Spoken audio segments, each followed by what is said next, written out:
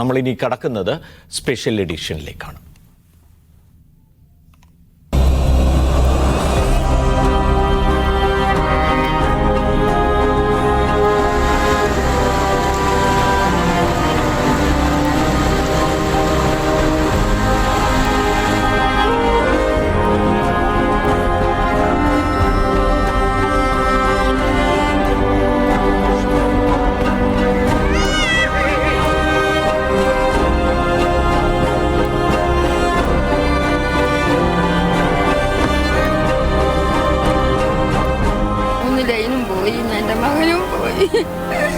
നിങ്ങളെ പോലെ തരാൻ പോയി എല്ലാവരും സഹായിക്കാൻ പോയി. എൻ്റെ മോനെ ലാസ്റ്റ് എൻ്റെ മോനും പോയി.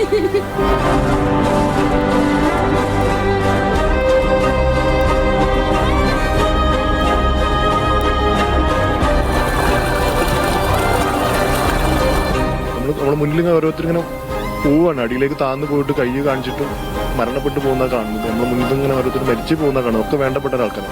ചെയ്യാൻ പറ്റാത്ത നിസ്സാരാവസ്ഥ എന്ന് പറയുന്നത് പൊട്ടുകയാണ്. ഞാൻ പോവാന്നൊക്കെയാണ് കൂട്ടുകാരൻ വിളിച്ചിട്ട് പറയുന്നത്. പിന്നെ ഇപ്പം നമുക്കൊന്നും ചെയ്യാൻ പറ്റില്ലല്ലോ.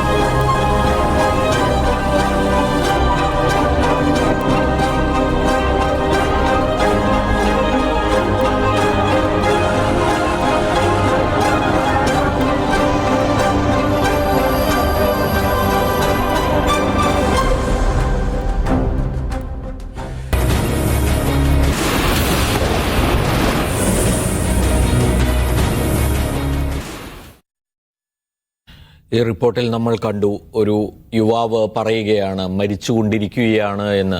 ഒരാൾ മനസ്സിലാക്കിക്കൊണ്ടാണ് താണു പോകുന്നത് എന്ന്. അല്ലെങ്കിൽ കൂട്ടുകാരൻ വിളിച്ചു പറയുന്നു അവിടുന്ന് പൊട്ടിക്കഴിഞ്ഞു, ഞാൻ മരിക്കാൻ പോവുകയാണ് എന്ന്. അറിഞ്ഞുകൊണ്ട് മരിക്കുകയാണ് എന്നറിഞ്ഞുകൊണ്ട് നിമിഷങ്ങൾ പിന്നിടേണ്ടി വരുന്ന മനുഷ്യൻ്റെ അവസ്ഥയാണ് ആ വാക്കുകളിൽ നമുക്ക് മനസ്സിലാക്കാൻ സാധിക്കുന്നത്. അങ്ങേയറ്റം ഭയാനകമായ ദിവസങ്ങളാണ് വയനാടിന് കടന്നുപോയത്, രാത്രിയും പകലും എന്ന് പറയേണ്ടി വരുന്നു.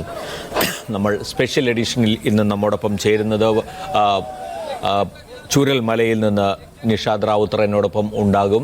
അതുകൂടാതെ ദുരന്ത നിവാരണ വിദഗ്ധനായ ഡോക്ടർ യൂനിസ് അലി ഉൽപ്പാടൻ ചേരും നമ്മോടൊപ്പം. അതുപോലെ തന്നെ റിട്ടയർഡ് സൈനിക ഉദ്യോഗസ്ഥനായ ബ്രിഗേഡിയർ വേണു നായരും എന്നോടൊപ്പം ഇന്നുണ്ട്.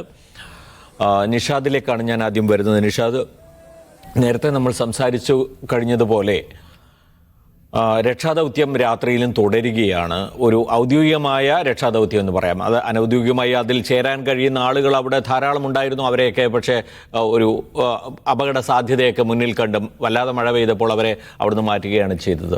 ഇപ്പോൾ ഔദ്യോഗികമായി സൈന്യം മുൻകൈയെടുത്ത് നടത്തുന്ന ആ രക്ഷാപ്രവർത്തനം തുടരുകയാണ്. ഈ ബെയിലി പാലം എന്നതാണ് അവിടെ ഏറ്റവും പ്രധാനപ്പെട്ട ഒരു സംഗതിയായി ഇപ്പോൾ കാണുന്നത്. കാരണം അതിൻ്റെ നിർമ്മാണം പൂർത്തിയാക്കി അത് പുഴയ്ക്ക് കുറുകെ ഇട്ട് കഴിഞ്ഞ് കഴിഞ്ഞാൽ പിന്നെ അവിടെ നിന്ന് ആളുകളെ രക്ഷിക്കുക എന്ന് പറയുന്നത് കുറെ കൂടി എളുപ്പമാകും എന്നതാണ്. അതിൻ്റെ പുരോഗതി എത്രത്തോളം ഉണ്ട് എന്നാണ് ഇപ്പോൾ നിഷാദിന് പറയാൻ കഴിയുക? ഈ രാത്രി തന്നെ അത് പൂർത്തിയാകുമോ? ഈ രാത്രി കൊണ്ട് അത് പൂർത്തിയാവുമെന്ന് വിചാരിക്കാൻ വയ്യ പ്രമോദ്. നാളെ ഉച്ചയോടുകൂടി ബെയിലി പാലം ഓപ്പറേഷനിലാകുമെന്നാണ് ഇപ്പോൾ സൈന്യം ഔദ്യോഗികമായി അറിയിച്ചിരിക്കുന്നത്. നേരത്തെ മന്ത്രി കെ രാജൻ സംസാരിക്കുമ്പോഴും അദ്ദേഹം അത് നാളെ ഉച്ചയോടുകൂടി ബെയിലി പാലം ഓക്കെ ആകുമെന്നാണ് പറഞ്ഞത്. ബെയിലി പാലം നിർമ്മിക്കുക എന്ന് പറയുന്നതിൻ്റെ പ്രാധാന്യം ഇനിയിപ്പോൾ നമുക്ക് ആളുകൾ എത്രമാത്രം മണ്ണിനടിയിലുണ്ട്, വീടുകൾക്കടിയിലുണ്ട്, പാറക്കല്ലുകൾക്കടിയിലുണ്ട് എന്നിവ കണ്ടെത്തുന്നതിന് ഹെവി മെഷീനറീസ് ഉപയോഗിക്കാതെ ഇനി തെരച്ചിൽ നടത്താൻ പറ്റില്ല എന്ന പ്രശ്നമാണ് ഇപ്പോൾ മുമ്പിലുള്ളത്. അപ്പോൾ വളരെ ലിമിറ്റഡ് ആയിട്ടുള്ള എക്യുപ്മെൻറ്റ്സ് മാത്രമാണ് നമ്മളിപ്പോൾ അപ്പുറത്തെ പുഴയ്ക്കപ്പുറം കടത്തിയിട്ടുള്ളത്. പുഴയുടെ പാലം തകർന്നു പോയല്ലോ. അപ്പോൾ ഈ പാലം ഉണ്ടാക്കി കഴിഞ്ഞാൽ പരമാവധി ഈ പറയുന്ന എക്സ്കവേറ്ററുകൾ അപ്പുറത്തേക്ക് കൊണ്ടുപോകാനും അവിടെ നിന്ന് ഈ വീടുകൾ, സംശയമുള്ള സ്ഥലങ്ങളിൽ നിന്നെല്ലാം വീടുകൾ മാന്തുക. ഇപ്പം 100 കണക്കിന് വീടുകൾ ഉണ്ടായിരുന്ന ഒരു സ്ഥലമാണ്. അവിടെ പല വീടുകളും സമ്പൂർണ്ണമായി തകർന്നിരിക്കുന്നു. വീടുകൾക്കകത്ത് മണ്ണ് നിറഞ്ഞിരിക്കുന്നു, പാറക്കെട്ടുകൾ വന്ന് തടഞ്ഞിരിക്കുന്നു. ഒരുപാട് പേര് ഒഴുകിപ്പോയിട്ടുണ്ട്. ഒരുപാട് പേരുടെ മൃതദേഹം കണ്ടെടുത്ത് കഴിഞ്ഞിട്ടുണ്ട്. പക്ഷേ എന്നാലും എന്തുമാത്രം ആളുകൾ ഇതിനകത്ത് അഫക്റ്റഡ് ആണ് എന്ന കാര്യത്തിൽ നമ്മുടെ കയ്യിൽ ഇപ്പോഴും ക്ലാരിറ്റി ഉള്ള കണക്കില്ല. അപ്പോൾ അവിടെ നമുക്ക് ആഴത്തിൽ പരിശോധന നടത്തേണ്ടതുണ്ട്.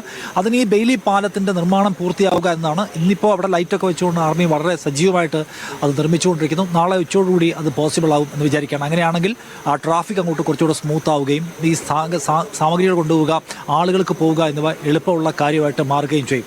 ഇന്നത്തെ ഒരു ടോട്ടൽ പിക്ചർ നമ്മൾ എടുക്കുകയാണെങ്കിൽ ഇപ്പം നേരത്തെ പറഞ്ഞ പോലെ രക്ഷാപ്രവർത്തനം പ്രാധാന്യം ഞാൻ നിഷാദിലേക്ക് വരാം. അതിനു മുമ്പ് ഈ ബെയിലി പാലത്തിന്റെ പ്രാധാന്യവും അത് എത്രത്തോളം എന്താണത്, അത് മുൻപ് എങ്ങനെയൊക്കെ അത് ഉപയോഗപ്പെട്ടിട്ടുണ്ട് എന്നുള്ള കാര്യം കൂടി പക്ഷേ ബ്രിഗേഡിയർ വേണു നായർക്ക് പറയാൻ കഴിയുമെന്ന് ഞാൻ വിചാരിക്കുന്നു. ശ്രീ വേണു നായർ, ഇത് ഏതൊക്കെ സന്ദർഭങ്ങളിലാണ് ഇത്തരം ഒരു പ്രവർത്തനം സൈന്യത്തിന് വേണ്ടി വന്നിട്ടുള്ളത്? ഇപ്പോൾ നടക്കുന്ന ആ പ്രവർത്തനം, ഈ പ്രവർത്തനത്തിന്റെ പ്രാധാന്യം എത്രത്തോളമാണ്? എല്ലാവർക്കും ജയ് ഹിന്ദ്. നമ്മൾ കേരളീയർ അഭിമുഖീകരിച്ചുകൊണ്ടിരിക്കുന്ന ഈ ദുരന്തത്തിൽ എല്ലാ കേരളീയരെയും പോലെ തന്നെ ഞാനും ദുഃഖം പ്രകടിപ്പിക്കുന്നു. ഇതിൽ എല്ലാവർക്കും വലിയ ദുഃഖമുണ്ട്. ഇതിൽ ആർമിക്കും സൈന്യത്തിനും പങ്കെടുക്കാൻ പറ്റി എന്ന് ഇതിലെനിക്ക് അഭിമാനമുണ്ട്. ഇതിൽ നമ്മൾ അകോളയിൽ കണ്ട റെസ്ക്യൂ ഓപ്പറേഷൻസിൽ സൈന്യത്തിൻ്റെ ആർമിയും നേവിയുമാണ് ഇടപെട്ടിരുന്നത്. ഇവിടെ എയർഫോഴ്സും ആർമിയുമാണ്.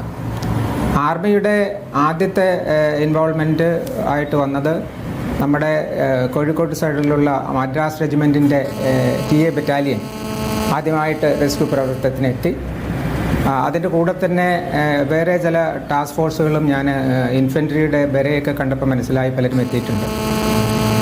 പിന്നെ വന്നതാണ് ബെയിലി ബ്രിഡ്ജിൻ്റെ റിക്വയർമെൻറ്റ്. അവിടെ ഉണ്ടായിരുന്ന പാലം തകർന്നു പോയി. അതുകൊണ്ട് ഒരു ബെയിലി ബ്രിഡ്ജ് ആർമിയുടെ കീഴിലുള്ളതാണ്. ഇതിൻ്റെ ഉത്ഭവം ഒരു സർ ഡൊണാൾഡ് ബെയ്ലി എന്ന് പറഞ്ഞ ഒരു ബ്രിട്ടീഷുകാരനാണ് 1940-കളിൽ സെക്കൻഡ് വേൾഡ് വാറിന് വേണ്ടി ഡിസൈൻ ചെയ്ത ഒരു ബ്രിഡ്ജാണ് ഇത്. എന്ന് വെച്ചാൽ നമ്മുടെ യുദ്ധം നടക്കുന്ന സ്ഥലങ്ങളിൽ നിന്ന് കുറച്ച് പുറകിൽ അധികം ശത്രു ആക്ഷൻ ഇല്ലാത്ത സ്ഥലങ്ങളിൽ ഒരു സെമി പെർമനൻറ്റ് ബ്രിഡ്ജ് കുറച്ച് നാളത്തേക്ക് ഉണ്ടാക്കുന്നതിന് വേണ്ടിയിട്ടുള്ളതാണ്. ഇത് ഞാനീ പറഞ്ഞതുപോലെ സെക്കൻഡ് വേൾഡ് വാർ മുതൽ എല്ലാവരും ഉപയോഗിച്ച് വരുന്നതാണ്. ഇത് ആർമി സ്റ്റാൻഡേർഡുള്ള ഒരു എക്യുപ്മെൻ്റാണ്. ഇതിൻ്റെ ഹെവി സ്റ്റീലാണ്. ഇത് മോഡുലറാണ് എന്ന് പറഞ്ഞല്ലോ. അപ്പോൾ ഇതിൻ്റെ ഈ സ്പാനുകൾ, ഒരു സ്പാന് ഇത്ര മീറ്റർ എന്നുള്ള ചിലർ പറയുന്നുണ്ടായിരുന്നല്ലോ, അത് ഇങ്ങനെ വെഹിക്കിൾ ലോഡായിട്ടുണ്ടാവും. എവിടെയാണ് വേണ്ടതെന്ന് വെച്ചാൽ അതനുസരിച്ച് ആ സ്ഥലത്തിലെത്തിക്കുന്നു. അതിന് ഒരു പ്ലാൻ, ബ്രിഡ്ജിൻ്റെ ഒരു പ്ലാൻ ഉണ്ടാവും. അതിന് എഞ്ചിനീയേഴ്സാണ്, കോമ്പാറ്റ് എഞ്ചിനീയേഴ്സാണ് ഇത് ചെയ്യുന്നത്. ഇതുപോലെ തന്നെ ബെയിലി ബ്രിഡ്ജ് ആർമി സ്റ്റാൻഡേർഡ് ആണെന്ന് ഞാൻ പറഞ്ഞു. അതിൻ്റെ ആർമി സർപ്ലസസ് നമ്മുടെ സിവിൽ ഗവൺമെൻറ്, സിവിൽ അഡ്മിനിസ്ട്രേഷൻ്റെ കയ്യിലും ധാരാളം നമ്പറുണ്ട്. പക്ഷേ ഇപ്പോൾ ആദ്യം അത് ലോഞ്ച് ചെയ്യാനുള്ള ഒരു സമയത്തിന് ലോഞ്ച് ചെയ്യാനുള്ള നമ്മുടെ കേരളത്തിൻ്റെ റിക്വയർമെൻറ്റ് പോലെ സമയത്തിന് ലോഞ്ച് ചെയ്യാൻ കോമ്പാറ്റ് എഞ്ചിനീയേഴ്സ് തന്നെയാണ് വേണ്ടത്. ഇത് ഞാനിപ്പോൾ ഇത് മനസ്സിലാക്കുന്നത് നമ്മുടെ ബാംഗ്ലൂരുള്ള മദ്രാസ് റെജിമെൻ്റൽ സെൻറ്റർ എഞ്ചിനീയർ സാപ്പേഴ്സ് സെൻറ്ററിൽ നിന്നാണ് വന്നതെന്ന് ഞാൻ മനസ്സിലാക്കുന്നത്. അതിന് സൂപ്പർവൈസ് ചെയ്യാൻ ഒരു ബ്രിഗേഡിയർ ലെവലുള്ള ഒരു ഉദ്യോഗസ്ഥനെ ഞാൻ കണ്ടു. അപ്പോൾ ഇതിൻ്റെ കൺട്രോള് നല്ല ഇത് രക്ഷാപ്രവർത്തനത്തിനാണോ ഇപ്പോൾ യുദ്ധകാലത്തല്ലെങ്കിൽ ഇത് ഉപയോഗപ്പെടുത്തുന്നത് രക്ഷാപ്രവർത്തനത്തിനാണോ? അങ്ങനെയാണെങ്കിൽ അത് എവിടെയൊക്കെ അത് ഇന്ത്യയിൽ തന്നെ ഉപയോഗപ്പെടുത്തേണ്ടി വന്നിട്ടുണ്ട്? ഇതിൻ്റെ പല ഭാഗങ്ങളിൽ ഇപ്പോൾ ഞാൻ സിക്കിമിൽ സർവീസ് ചെയ്തിട്ടുണ്ട്, ലഡാക്കിൽ സർവീസ് ചെയ്തിട്ടുണ്ട്. റൈറ്റ് അറ്റ് ദ പിന്നെ അവിടെ നമ്മുടെ എല്ലാം ഡിഫെൻസീവ് ഫോർമേഷൻസ് ആണല്ലോ. അപ്പോൾ അവിടെ എത്തിപ്പെടാനുള്ള ചില റിവറുകൾ ക്രോസ് ചെയ്യുന്ന രീതിയിൽ അതിന് വേണ്ടിയിട്ടാണെങ്കിൽ ഇതിൻ്റെ ഡെപ്ത് കൂടുതലാണ്. നമ്മുടെ the reverse on those areas are very deep. അപ്പോൾ അത് കവർ ചെയ്യാനുള്ളതിൻ്റെ ഡെപ്ത് ഇതാണ്. അപ്പോൾ അത് കവർ ചെയ്യുന്നതിന് വേണ്ടി പൈലൻസ് ഉണ്ടാക്കിയിട്ട് അതിൻ്റെ മുകളിൽ കൂടി, അതിൻ്റെ രണ്ട് വശത്ത് കൂടിയാണ് ഈ പറഞ്ഞ നമ്മൾ ഇന്ന് കണ്ട അതുപോലുള്ള ഡെക്ക് പണിത് കൊടുക്കുന്നത്. നമ്മുടെ എല്ലാ ബോർഡർ ഏരിയാസിലും റിവറൈൻ രാജ്യങ്ങൾ ഇപ്പോഴും സ്ഥിതി ചെയ്യുന്നുണ്ട്. ഇല്ലാതെ തന്നെ വെറ്റവർ ഇപ്പോൾ ഈ ഫ്ലാഷ് ഫ്ലഡൊക്കെ വരുന്നത് മിസ്റ്റർ രാമൻ അറിയാമല്ലോ. അവിടെയെല്ലാം പാലം ഒഴുകിപ്പോയാൽ ആദ്യം ഉണ്ടാക്കുന്നത് ഒരു ബെയിലി ബ്രിഡ്ജാണ്. അത് കഴിഞ്ഞിട്ട് ഇത് ഡീലോഞ്ച് ചെയ്യാം. ഇതുപോലെ തന്നെ എന്ന് പറഞ്ഞാൽ വെൽഡിംഗ് ഒന്നും ഇൻവോൾവ് അല്ല. ഇതുപോലെ തന്നെ അത് ഡീലോഞ്ച് ചെയ്ത് അത് സ്റ്റോർ ചെയ്ത് കുറച്ച് മെയിൻ്റെനൻസ് ചെയ്ത് വേറെ we can wait for another opportunity. ഇതിപ്പോൾ നിർമ്മിക്കണമെങ്കിൽ എത്ര സമയം എടുക്കുന്നു എന്നുള്ളതാണ്. ഞാൻ നേരത്തെ നിഷാദിനോട് ചോദിച്ചപ്പോൾ നിഷാദ് പറഞ്ഞത് നമുക്കൊരു ഒരു പ്രതീക്ഷ ഉണ്ടായിരുന്നത് രാത്രി തന്നെ അത് മുഴുമിക്കാൻ കഴിയുമെന്നാണ്. പക്ഷെ ആർമി തന്നെ പറഞ്ഞിരിക്കുന്നത് നാളെ ഉച്ചയെങ്കിലും ആകും എന്നുള്ളതാണ്.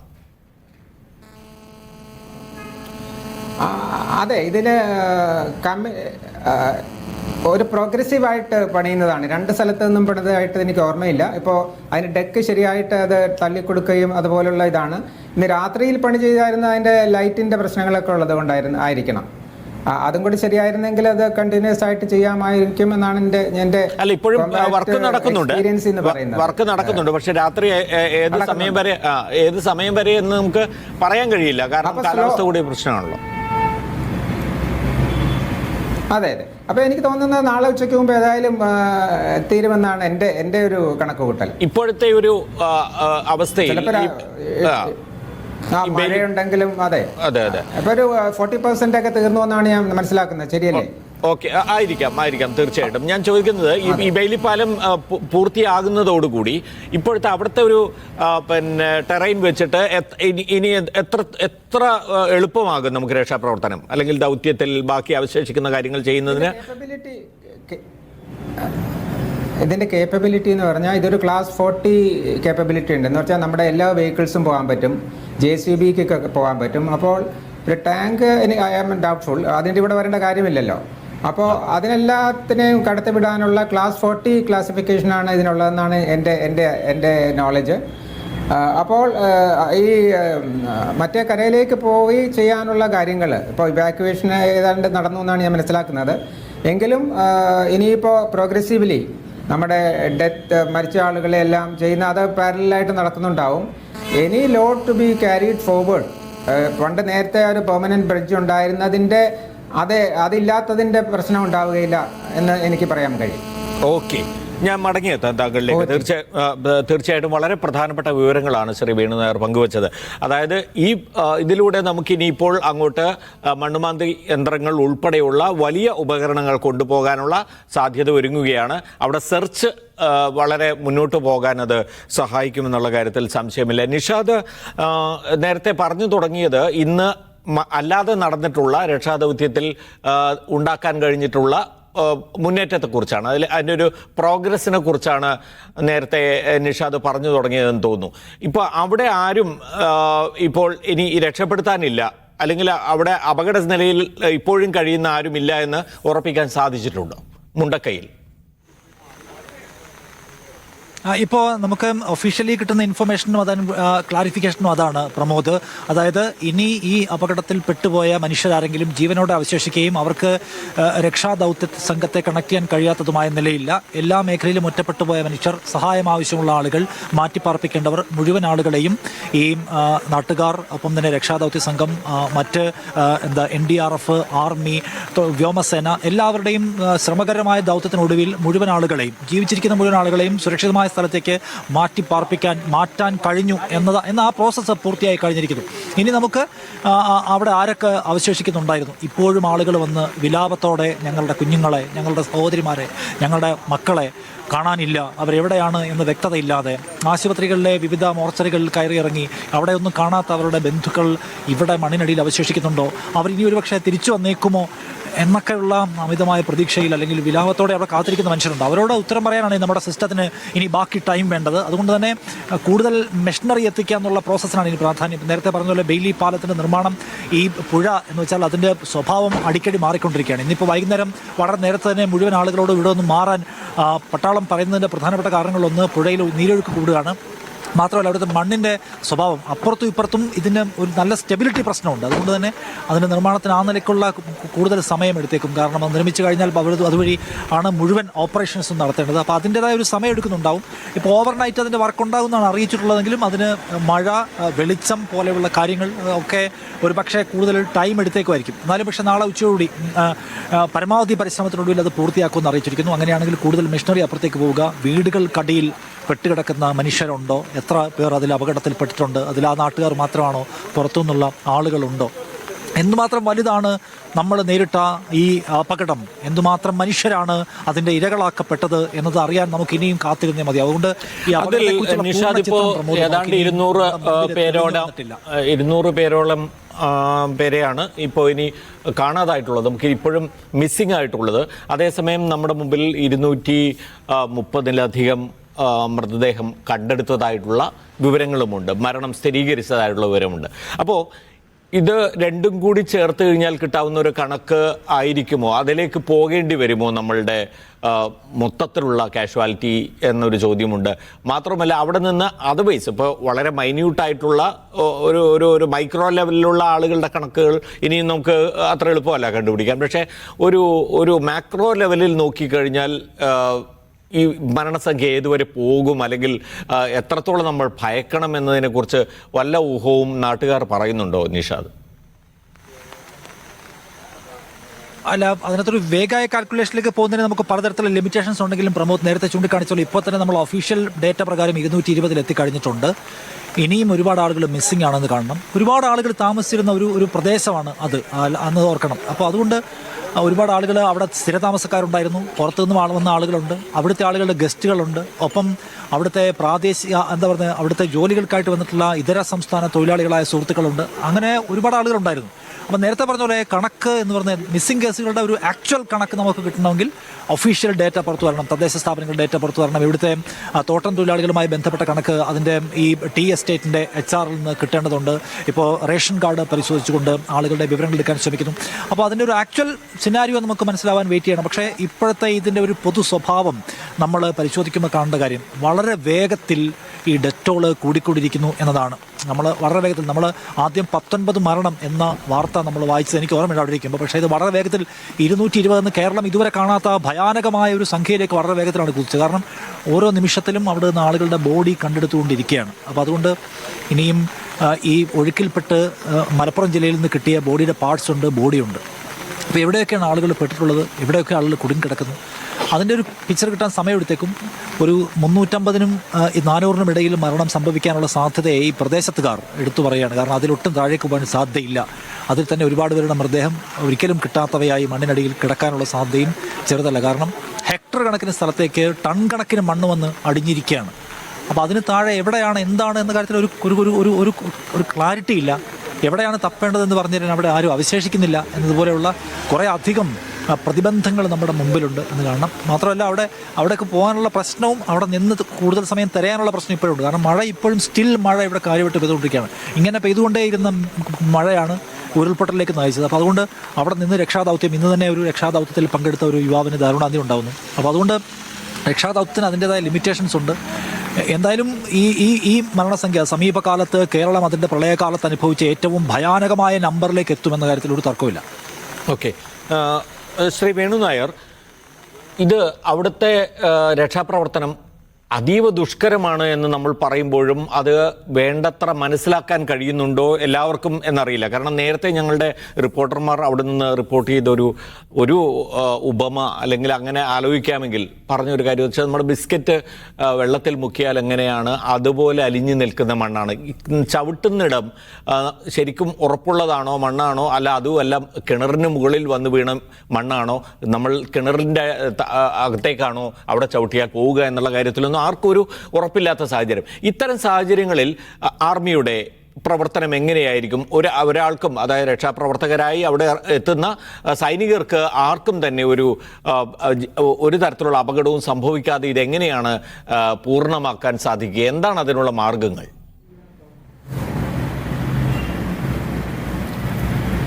മിസ്റ്റർ രാമൻ, ഇതിൻ്റെ രണ്ട് വശങ്ങളുണ്ട്. ഒന്ന്, ഇതിലും ദുഷ്കരമാകാമായിരുന്നു എന്നൊരു വശം കൂടി ഉണ്ടല്ലോ. ഇപ്പോൾ നമ്മുടെ 18-ലെ വെള്ളപ്പൊക്കം വന്നപ്പോൾ നമ്മുടെ ഫോഴ്സസിനെ കമ്മിറ്റ് ചെയ്യേണ്ട പല സ്ഥലങ്ങളും കമ്മിറ്റ് ചെയ്തിട്ടുണ്ട്.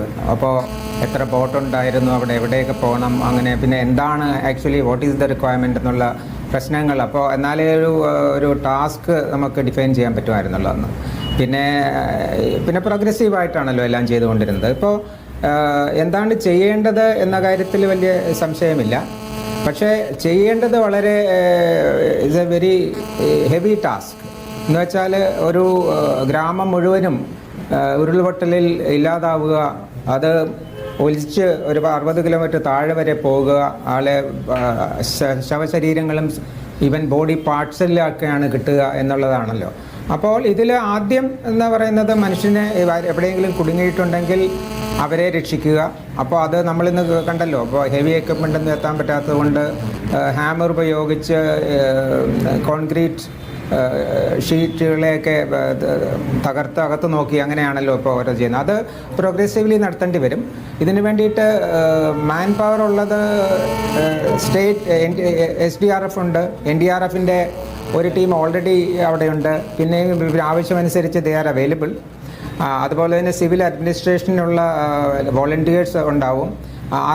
ആർമിയുടെ ടാസ്ക് ഫോഴ്സസ് പലതും ഉണ്ട്. അപ്പോൾ ഇതിനെല്ലാം കോർഡിനേറ്റ് ചെയ്യാൻ സിവിൽ അഡ്മിനിസ്ട്രേഷനിൽ നിന്ന് ആരെങ്കിലും ഉണ്ടാവും, ഇല്ലെങ്കിൽ തന്നെ എഞ്ചിനീയേഴ്സിൽ നിന്നൊക്കെ അവിടെ അതിൻ്റെ എനിക്ക് വാട്ട് ഈസ് അവൈലബിലിറ്റി എന്നുള്ള കാര്യം എനിക്ക് ഇപ്പോൾ ഇവിടെ ഇരുന്ന് അറിയില്ല.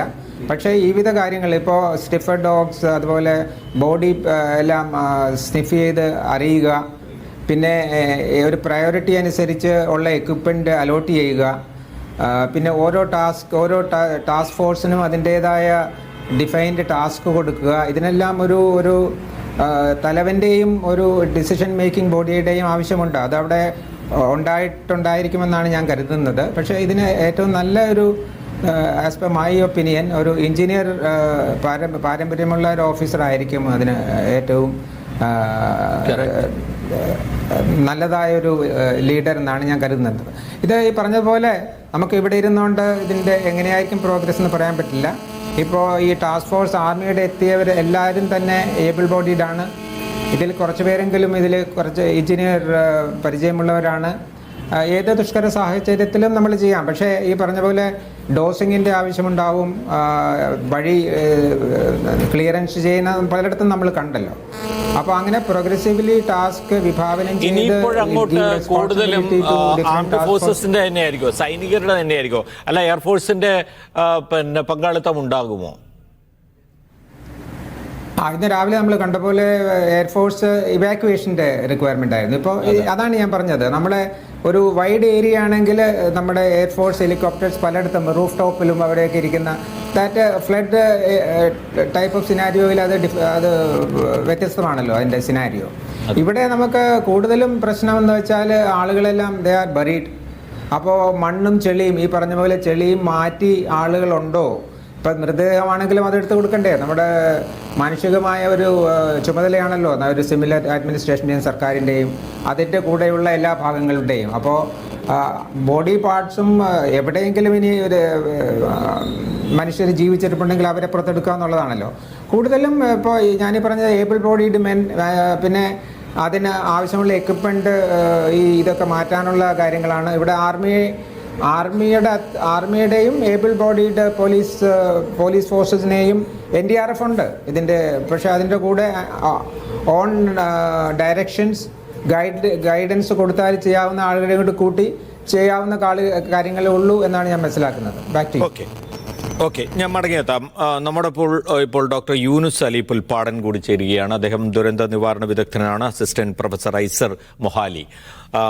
ഡോക്ടർ യൂനുസ്, ഇപ്പോൾ നടന്നുകൊണ്ടിരിക്കുന്ന പ്രവർത്തനങ്ങൾ താങ്കൾ മനസ്സിലാക്കുന്നുണ്ടാവും. ഇത് തന്നെയാണോ ഇപ്പോൾ ചെയ്യേണ്ടത്? ഞാൻ ആ ഒരു വളരെ അടിസ്ഥാനപരമായ ചോദ്യത്തിൽ നിന്ന് തുടങ്ങുകയാണ്. ഇങ്ങനെ തന്നെയാണോ നമ്മുടെ രക്ഷാപ്രവർത്തന നീക്കങ്ങൾ ഉണ്ടാകേണ്ടത്? ഇപ്പോൾ നേരത്തെ പറഞ്ഞ പോലെ അവിടെ ജീവനോടെ ബാക്കി നിൽക്കുന്ന ആളുകൾ മുഴുവൻ ഒഴിപ്പിച്ചു. ഇനിയിപ്പോൾ അങ്ങോട്ട് കൂടുതൽ വലിയ എക്യുപ്മെൻറ്റ്സ് എത്തിച്ച് അവിടെ നിന്ന് സെർച്ച് എന്നതിന് ഈ കുടുങ്ങിക്കിടക്കുന്ന ആളുകളെ കണ്ടെത്താനുള്ള ഒരു പ്രവർത്തനത്തിലേക്കാണ് പോകുന്നത്. അത് വളരെ ഗംഭീരമായി തന്നെ പോകുന്നു എന്ന് നമുക്ക് പറയാൻ സാധിക്കുമോ?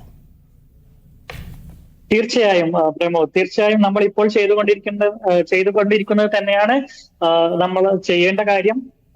ഇത് തന്നെയാണ് ഇപ്പോൾ നമ്മുടെ ഗവൺമെന്റും അതുപോലെ തന്നെ നമ്മുടെ NDRF ടീമും ആർമി എല്ലാം ചെയ്യുന്ന അതേ കാര്യങ്ങൾ തന്നെയാണ് നമ്മൾ ഒരു ദുരന്തം നടന്നതിന് ശേഷം ചെയ്യേണ്ടത്. അത് തീർച്ചയായും നല്ല രീതിയിൽ തന്നെ നടന്നു പോകുന്നു എന്ന് വിചാരിക്കുന്നു. ഓക്കെ, ഇപ്പോൾ ഇതുവരെയുള്ള നമ്മുടെ ഒരു പ്രോഗ്രസ് വെച്ച് ഇത്തരം ഒരു സാഹചര്യത്തിൽ നടക്കാവുന്നതിനേക്കാൾ കൂടുതൽ നമുക്ക് പ്രോഗ്രസ് ഉണ്ടാക്കാൻ കഴിഞ്ഞോ? കാരണം ഒരു അവിടെ നിന്ന് ഇപ്പോൾ മുണ്ടക്കൈ പ്രദേശത്ത് നിന്ന് അവിടെ പലയിടത്തായി കുടുങ്ങിക്കിടന്ന മനുഷ്യരെ, ജീവനോടെയുള്ള ആളുകളെ മുഴുവനായും ഒഴിപ്പിക്കാൻ കഴിഞ്ഞു. ഇനി അവിടെ ആരും ബാക്കിയില്ല എന്നതാണ്. അതിൽ പിന്നെ വ്യോമസേന കാര്യമായ പങ്ക് വഹിച്ചു. അതുപോലെ തന്നെ മറ്റ് സൈന്യവും മറ്റ് രക്ഷാപ്രവർത്തകരും ഒക്കെ അതിനകത്ത് പങ്കെടുത്തു.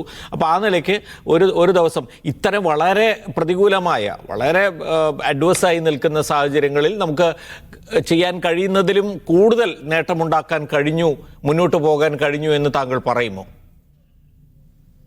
തീർച്ചയായും നമ്മുടെ സൈന്യവും അതുപോലെ തന്നെ നമ്മുടെ നാട്ടുകാരും ഗവൺമെന്റും ചെയ്യുന്നത് എന്റെ അറിവിൽ ഇപ്പോൾ നല്ലൊരു രീതിയിൽ തന്നെയാണ് പോയിക്കൊണ്ടിരിക്കുന്നത്. ഇത് തന്നെയാണ് ഇപ്പോൾ കണ്ടിന്യൂ ചെയ്യേണ്ട ഒരു കാര്യവും. ഓക്കെ, ഇതിൽ എത്ര വലിയൊരു ടാസ്ക്കാണ് നമ്മുടെ മുമ്പിലുള്ളത്? ഇപ്പോൾ പറയാണെന്ന് വെച്ചാൽ കിലോമീറ്ററുകളോളം പരന്നു കിടക്കുന്ന ഒരു വലിയൊരു ഒരു പട്ടണം തന്നെ, ഒരു പ്രദേശം തന്നെ ഇല്ലാതായി. അത് മുഴുവൻ മണ്ണ് മൂടി കിടക്കുകയാണ്. അതിലുള്ള എത്ര വീടുകൾ ഉണ്ടായിരുന്നു എന്ന് ആരോടും ഇപ്പോൾ ചോദിക്കാൻ പോലും കഴിയാതെ. എവിടെയാണ് വീട്, എവിടെയായിരുന്നു മറ്റ് സ്ഥാപനങ്ങൾ അല്ലെങ്കിൽ മറ്റ് കട തുടങ്ങിയ കാര്യങ്ങളൊന്നും ആരോടും ചോദിക്കാൻ കഴിയില്ല. ആ പ്രദേശത്തുള്ള ആളുകൾ മുഴുവൻ മണ്ണിനടിയിൽ ആയിപ്പോയി എന്നുള്ളതാണ്. ആർക്കും പറഞ്ഞു തരാൻ കഴിയാത്ത വിധം ബാക്കി എല്ലാവരും തന്നെ ആ പ്രദേശത്തെ ഒരു പുതിയ നിലയിൽ കാണുകയാണ്. അപ്പോൾ അങ്ങനെ ഒരു സാഹചര്യത്തിൽ ഇത് എത്ര വലിയൊരു ടാസ്ക്കാണ്? എന്തൊക്കെയാണ് നമ്മുടെ മുമ്പിലുള്ള വെല്ലുവിളികൾ? ഒത്തിരി വെല്ലുവിളി ഉണ്ട് നമ്മുടെ മുമ്പിൽ. പക്ഷെ നമുക്ക് ഇപ്പോൾ ചെയ്യാൻ പറ്റുന്നത് നമ്മുടെ ഈ വീടുകൾ എവിടെയൊക്കെ ആയിരുന്നു നമുക്ക് സാറ്റലൈറ്റിന്റെ സഹായത്തോടു കൂടി കണ്ടുപിടിക്കാൻ പറ്റും. അതും കൂടെ ഇതിൽ സെർച്ച് റെസ്ക്യൂല് കുറച്ച് ജിയോളജിസ്റ്റിനെ, അതുപോലെ തന്നെ സാറ്റലൈറ്റ് ഡാറ്റ ഉപയോഗിക്കുന്ന നമ്മുടെ KSDMA ഒരുപാട് പേര് സാറ്റലൈറ്റ് ഡാറ്റ ഉപയോഗിക്കുന്നുണ്ട്. അവരെ, അതുപോലെ നമ്മുടെ കേരള യൂണിവേഴ്സിറ്റിയിലെ പ്രൊഫസേഴ്സ്, ഈ ലാൻഡ് സ്ലൈഡ് എക്സ്പേർട്ട് ആയിട്ടുള്ള പ്രൊഫസേഴ്സ് ഉണ്ട്. അവരെയും കൂടി ഈ സെർച്ച് ആൻഡ് റെസ്ക്യൂവിൽ ഉൾപ്പെടുത്തണം എന്ന ഒരു അഭിപ്രായം എനിക്കുണ്ട്. അതുകൊണ്ട് എന്താണ് മെച്ചം? അവർക്ക് എന്താണ് ചെയ്യാൻ സാധിക്കുക? അവർക്ക് എവിടെയൊക്കെ വീടുകൾ ഉണ്ടായിരുന്നെന്നോ അതിന്റെ പഴയ ഉപഗ്രഹ ചിത്രങ്ങൾ എടുത്തിട്ട് അവർക്ക് ഈസി ആയിട്ട് അത് ലൊക്കേറ്റ് ചെയ്യാൻ പറ്റും. അതുപോലെ തന്നെ ചില ഉപകരണങ്ങൾ, അതായത് നമ്മുടെ GPR പോലത്തെ ഉപകരണങ്ങൾ എടുത്തിട്ടുണ്ട്. പക്ഷെ ഈ ഒരു സമയത്ത് നമുക്ക് അതെല്ലാം അങ്ങോട്ട് കൊണ്ടുപോകാനുള്ള ഒരു ബുദ്ധിമുട്ട്, ലോജിസ്റ്റിക്കൽ ബുദ്ധിമുട്ടുണ്ട്. അതുകൊണ്ട് മെയിനായിട്ട് നമ്മുടെ പഴയ ഉപഗ്രഹ ചിത്രങ്ങൾ എടുത്തിട്ട് വീടുകൾ എവിടെയൊക്കെ ഉണ്ടായിരുന്നോ അവിടെയെല്ലാം നമുക്ക് ഒരു കണ്ടുപിടിച്ചിട്ട് റെസ്ക്യൂവിന് മുൻകൈ എടുക്കണം എന്നാണ് ഒരു അഭിപ്രായം. ശ്രീ വേണു നായർ, ഈ ഏതെങ്കിലും സ്ഥലത്ത് ഇപ്പൊ ഇത്രയും പരന്നു കിടക്കുന്ന ഒരു സ്ഥലത്ത് എല്ലാം മണ്ണുമൂടിയ ഒരു സാഹചര്യത്തിൽ എങ്ങനെയാണ് ഒരു ബോഡി ഉണ്ടോ ഇല്ലയോ എന്നുള്ളത് നമുക്ക് കണ്ടുപിടിക്കാൻ കഴിയും? ഇപ്പം നമ്മൾ വെള്ളത്തിനടിയിൽ അർജുൻ ഉണ്ടോ എന്നുള്ള മനുഷ്യ പിന്നെ സാന്നിധ്യമുണ്ടോ എന്ന് കണ്ടുപിടിക്കാൻ ചില അന്വേഷണങ്ങൾ നടത്തിയല്ലോ.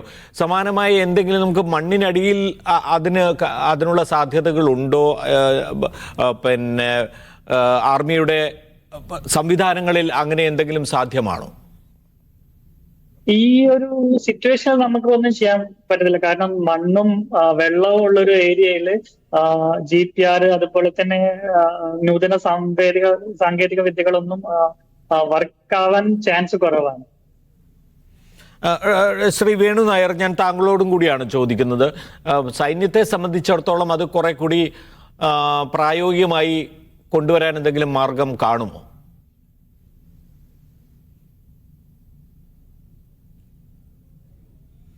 അത് ടെക്നിക്കലി ഫീസിബിൾ ആയിരിക്കുകയില്ല. എന്ന് വെച്ചാൽ റഡാറോ സൗണ്ട് റേഞ്ചിങ് അതുപോലുള്ള ഡീപ്പ് സെർച്ച് ഒക്കെ ചെയ്യുന്നത് നമ്മൾ ബോഡി പാർട്സിന് വേണ്ടിയിട്ടില്ല. തെർമൽ ഇമേജിങ് ജീവനുള്ള ബോഡിയിൽ നേരത്തെ ഹീറ്റ് ഉണ്ടാവുള്ളൂ. അതുകൊണ്ട് അങ്ങനെയും ബുദ്ധിമുട്ടാണ് അത്. പിന്നെ ഇതുപോലുള്ള സാഹചര്യങ്ങളിൽ ഈ പറഞ്ഞ പോലെ ഫിസിക്കൽ ആയിട്ട് മാത്രമേ ഇത് ചെയ്തതായിട്ട് എനിക്കറിവുള്ളൂ.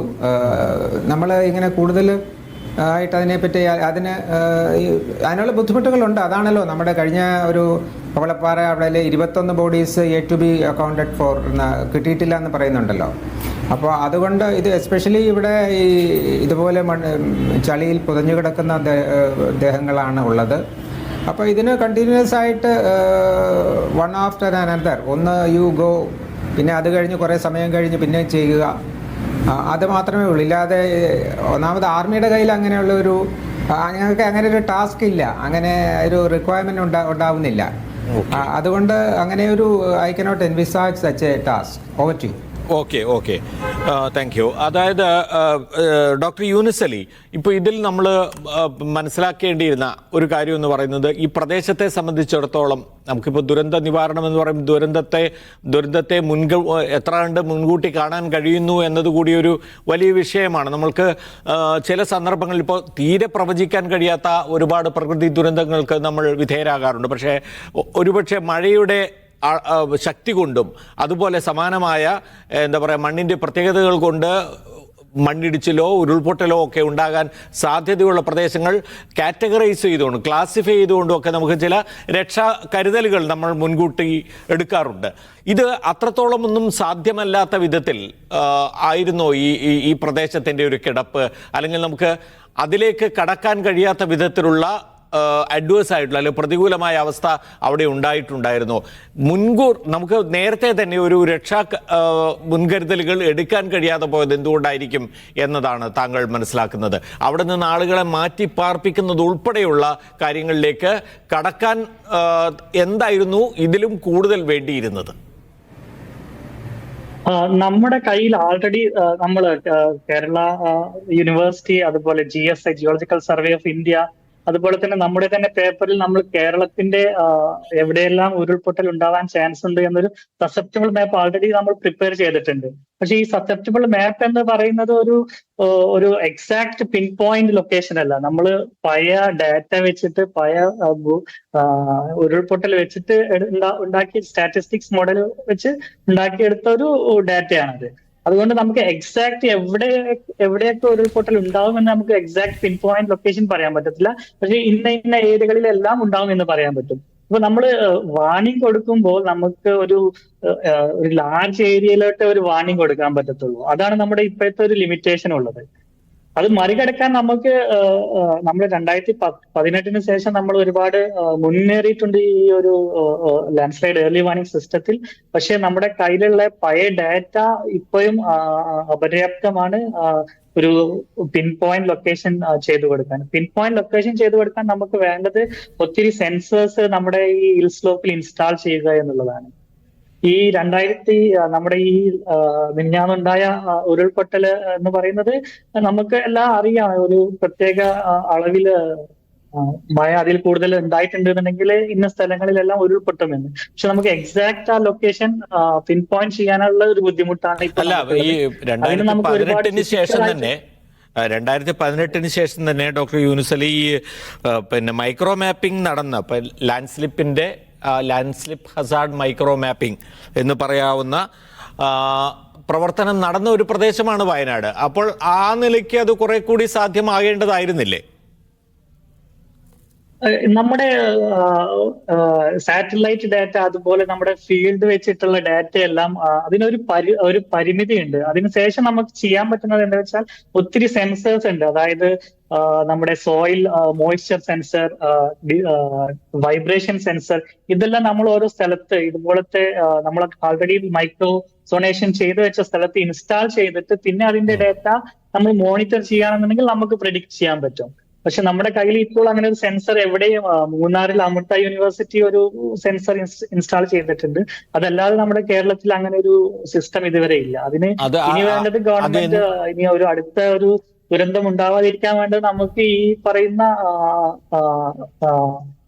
ടെക്നോളജി എല്ലാം ഉപയോഗിച്ചിട്ട് ഒരു ഞാൻ ചോദിക്കുന്നത് കേരളത്തിലെ ഇതിപ്പോ നമുക്ക് അത്തരത്തിലുള്ള ഒരുപാട് ചർച്ചയിലേക്ക് നമുക്ക് ഇപ്പൊ അതിനുള്ളൊരു സമയമല്ല എങ്കിൽ തന്നെ താങ്കൾ ഇത്രയും പറഞ്ഞ സ്ഥിതിക്ക് ഇത്തരം സെൻസറുകൾ കേരളത്തിൽ കുറഞ്ഞപക്ഷം മലയോര പ്രദേശങ്ങളെ അടിസ്ഥാനപ്പെടുത്തിയെങ്കിലും അത്രയും മൈക്രോ ലെവലുള്ള മാപ്പിംഗ് നടന്ന സ്ഥലങ്ങളുടെ ഒരു പ്രത്യേകതകൾ മനസ്സിലാക്കിയും ഒക്കെ തന്നെ അത് സ്ഥാപിക്കേണ്ടതല്ലേ? അതിന്റെ ഒരു കാലം കഴിഞ്ഞു എന്നല്ലേ തോന്നുന്നത് ഇപ്പോൾ?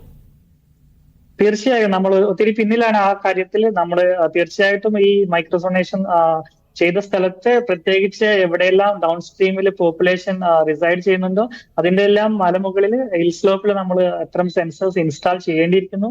ഇനിയും ഒരു ദുരന്തം ഉണ്ടാവാതിരിക്കണമെന്നുണ്ടെങ്കിൽ തീർച്ചയായിട്ടും അത് ചെയ്തേ പറ്റൂ. നിഷാദ്, യഥാർത്ഥത്തിൽ ആ നിലയ്ക്ക് ഇപ്പോൾ പല പുതിയ വിവരങ്ങളൊക്കെയാണല്ലോ പുറത്തു വരുന്നത്. ഈ പ്രദേശം അങ്ങനെ ഏറ്റവും സൂക്ഷ്മമായ നിലയിൽ ഒരു ഉരുൾപൊട്ടൽ സാധ്യതയുള്ള മേഖലയായിട്ട് വയനാടിൻ്റെ മാപ്പിംഗ് അങ്ങനെ നടന്നിട്ടുണ്ട്, മൈക്രോ മാപ്പിംഗ് നടന്നിട്ടുണ്ട്, ഇപ്പോൾ പിന്നെ ഈ സോണേഷൻ പ്രോസസ്സ് പൂർത്തിയാക്കിയിട്ടുണ്ട് എന്നൊക്കെ പറയുന്നുണ്ട്. അങ്ങനെയാണെങ്കിൽ അതനുസരിച്ച് വളരെ കണിശമായി തന്നെ ഈ പ്രദേശത്തെക്കുറിച്ച് മനസ്സിലാക്കാൻ കഴിയേണ്ടതായിരുന്നില്ല. അങ്ങനെ പഠനങ്ങളോ അല്ലെങ്കിൽ ആ നിലയ്ക്കുള്ള ഔദ്യോഗിക തലത്തിൽ തന്നെയുള്ള പ്രവർത്തനങ്ങളോ നടന്നിട്ടുണ്ടെങ്കിൽ അത് ഏറ്റവും കൂടുതൽ അല്ലെങ്കിൽ ഏറ്റവും അറിയേണ്ട ആളുകൾ ആ പ്രദേശത്തുള്ള ആളുകൾ തന്നെ ആയിരുന്നില്ലേ?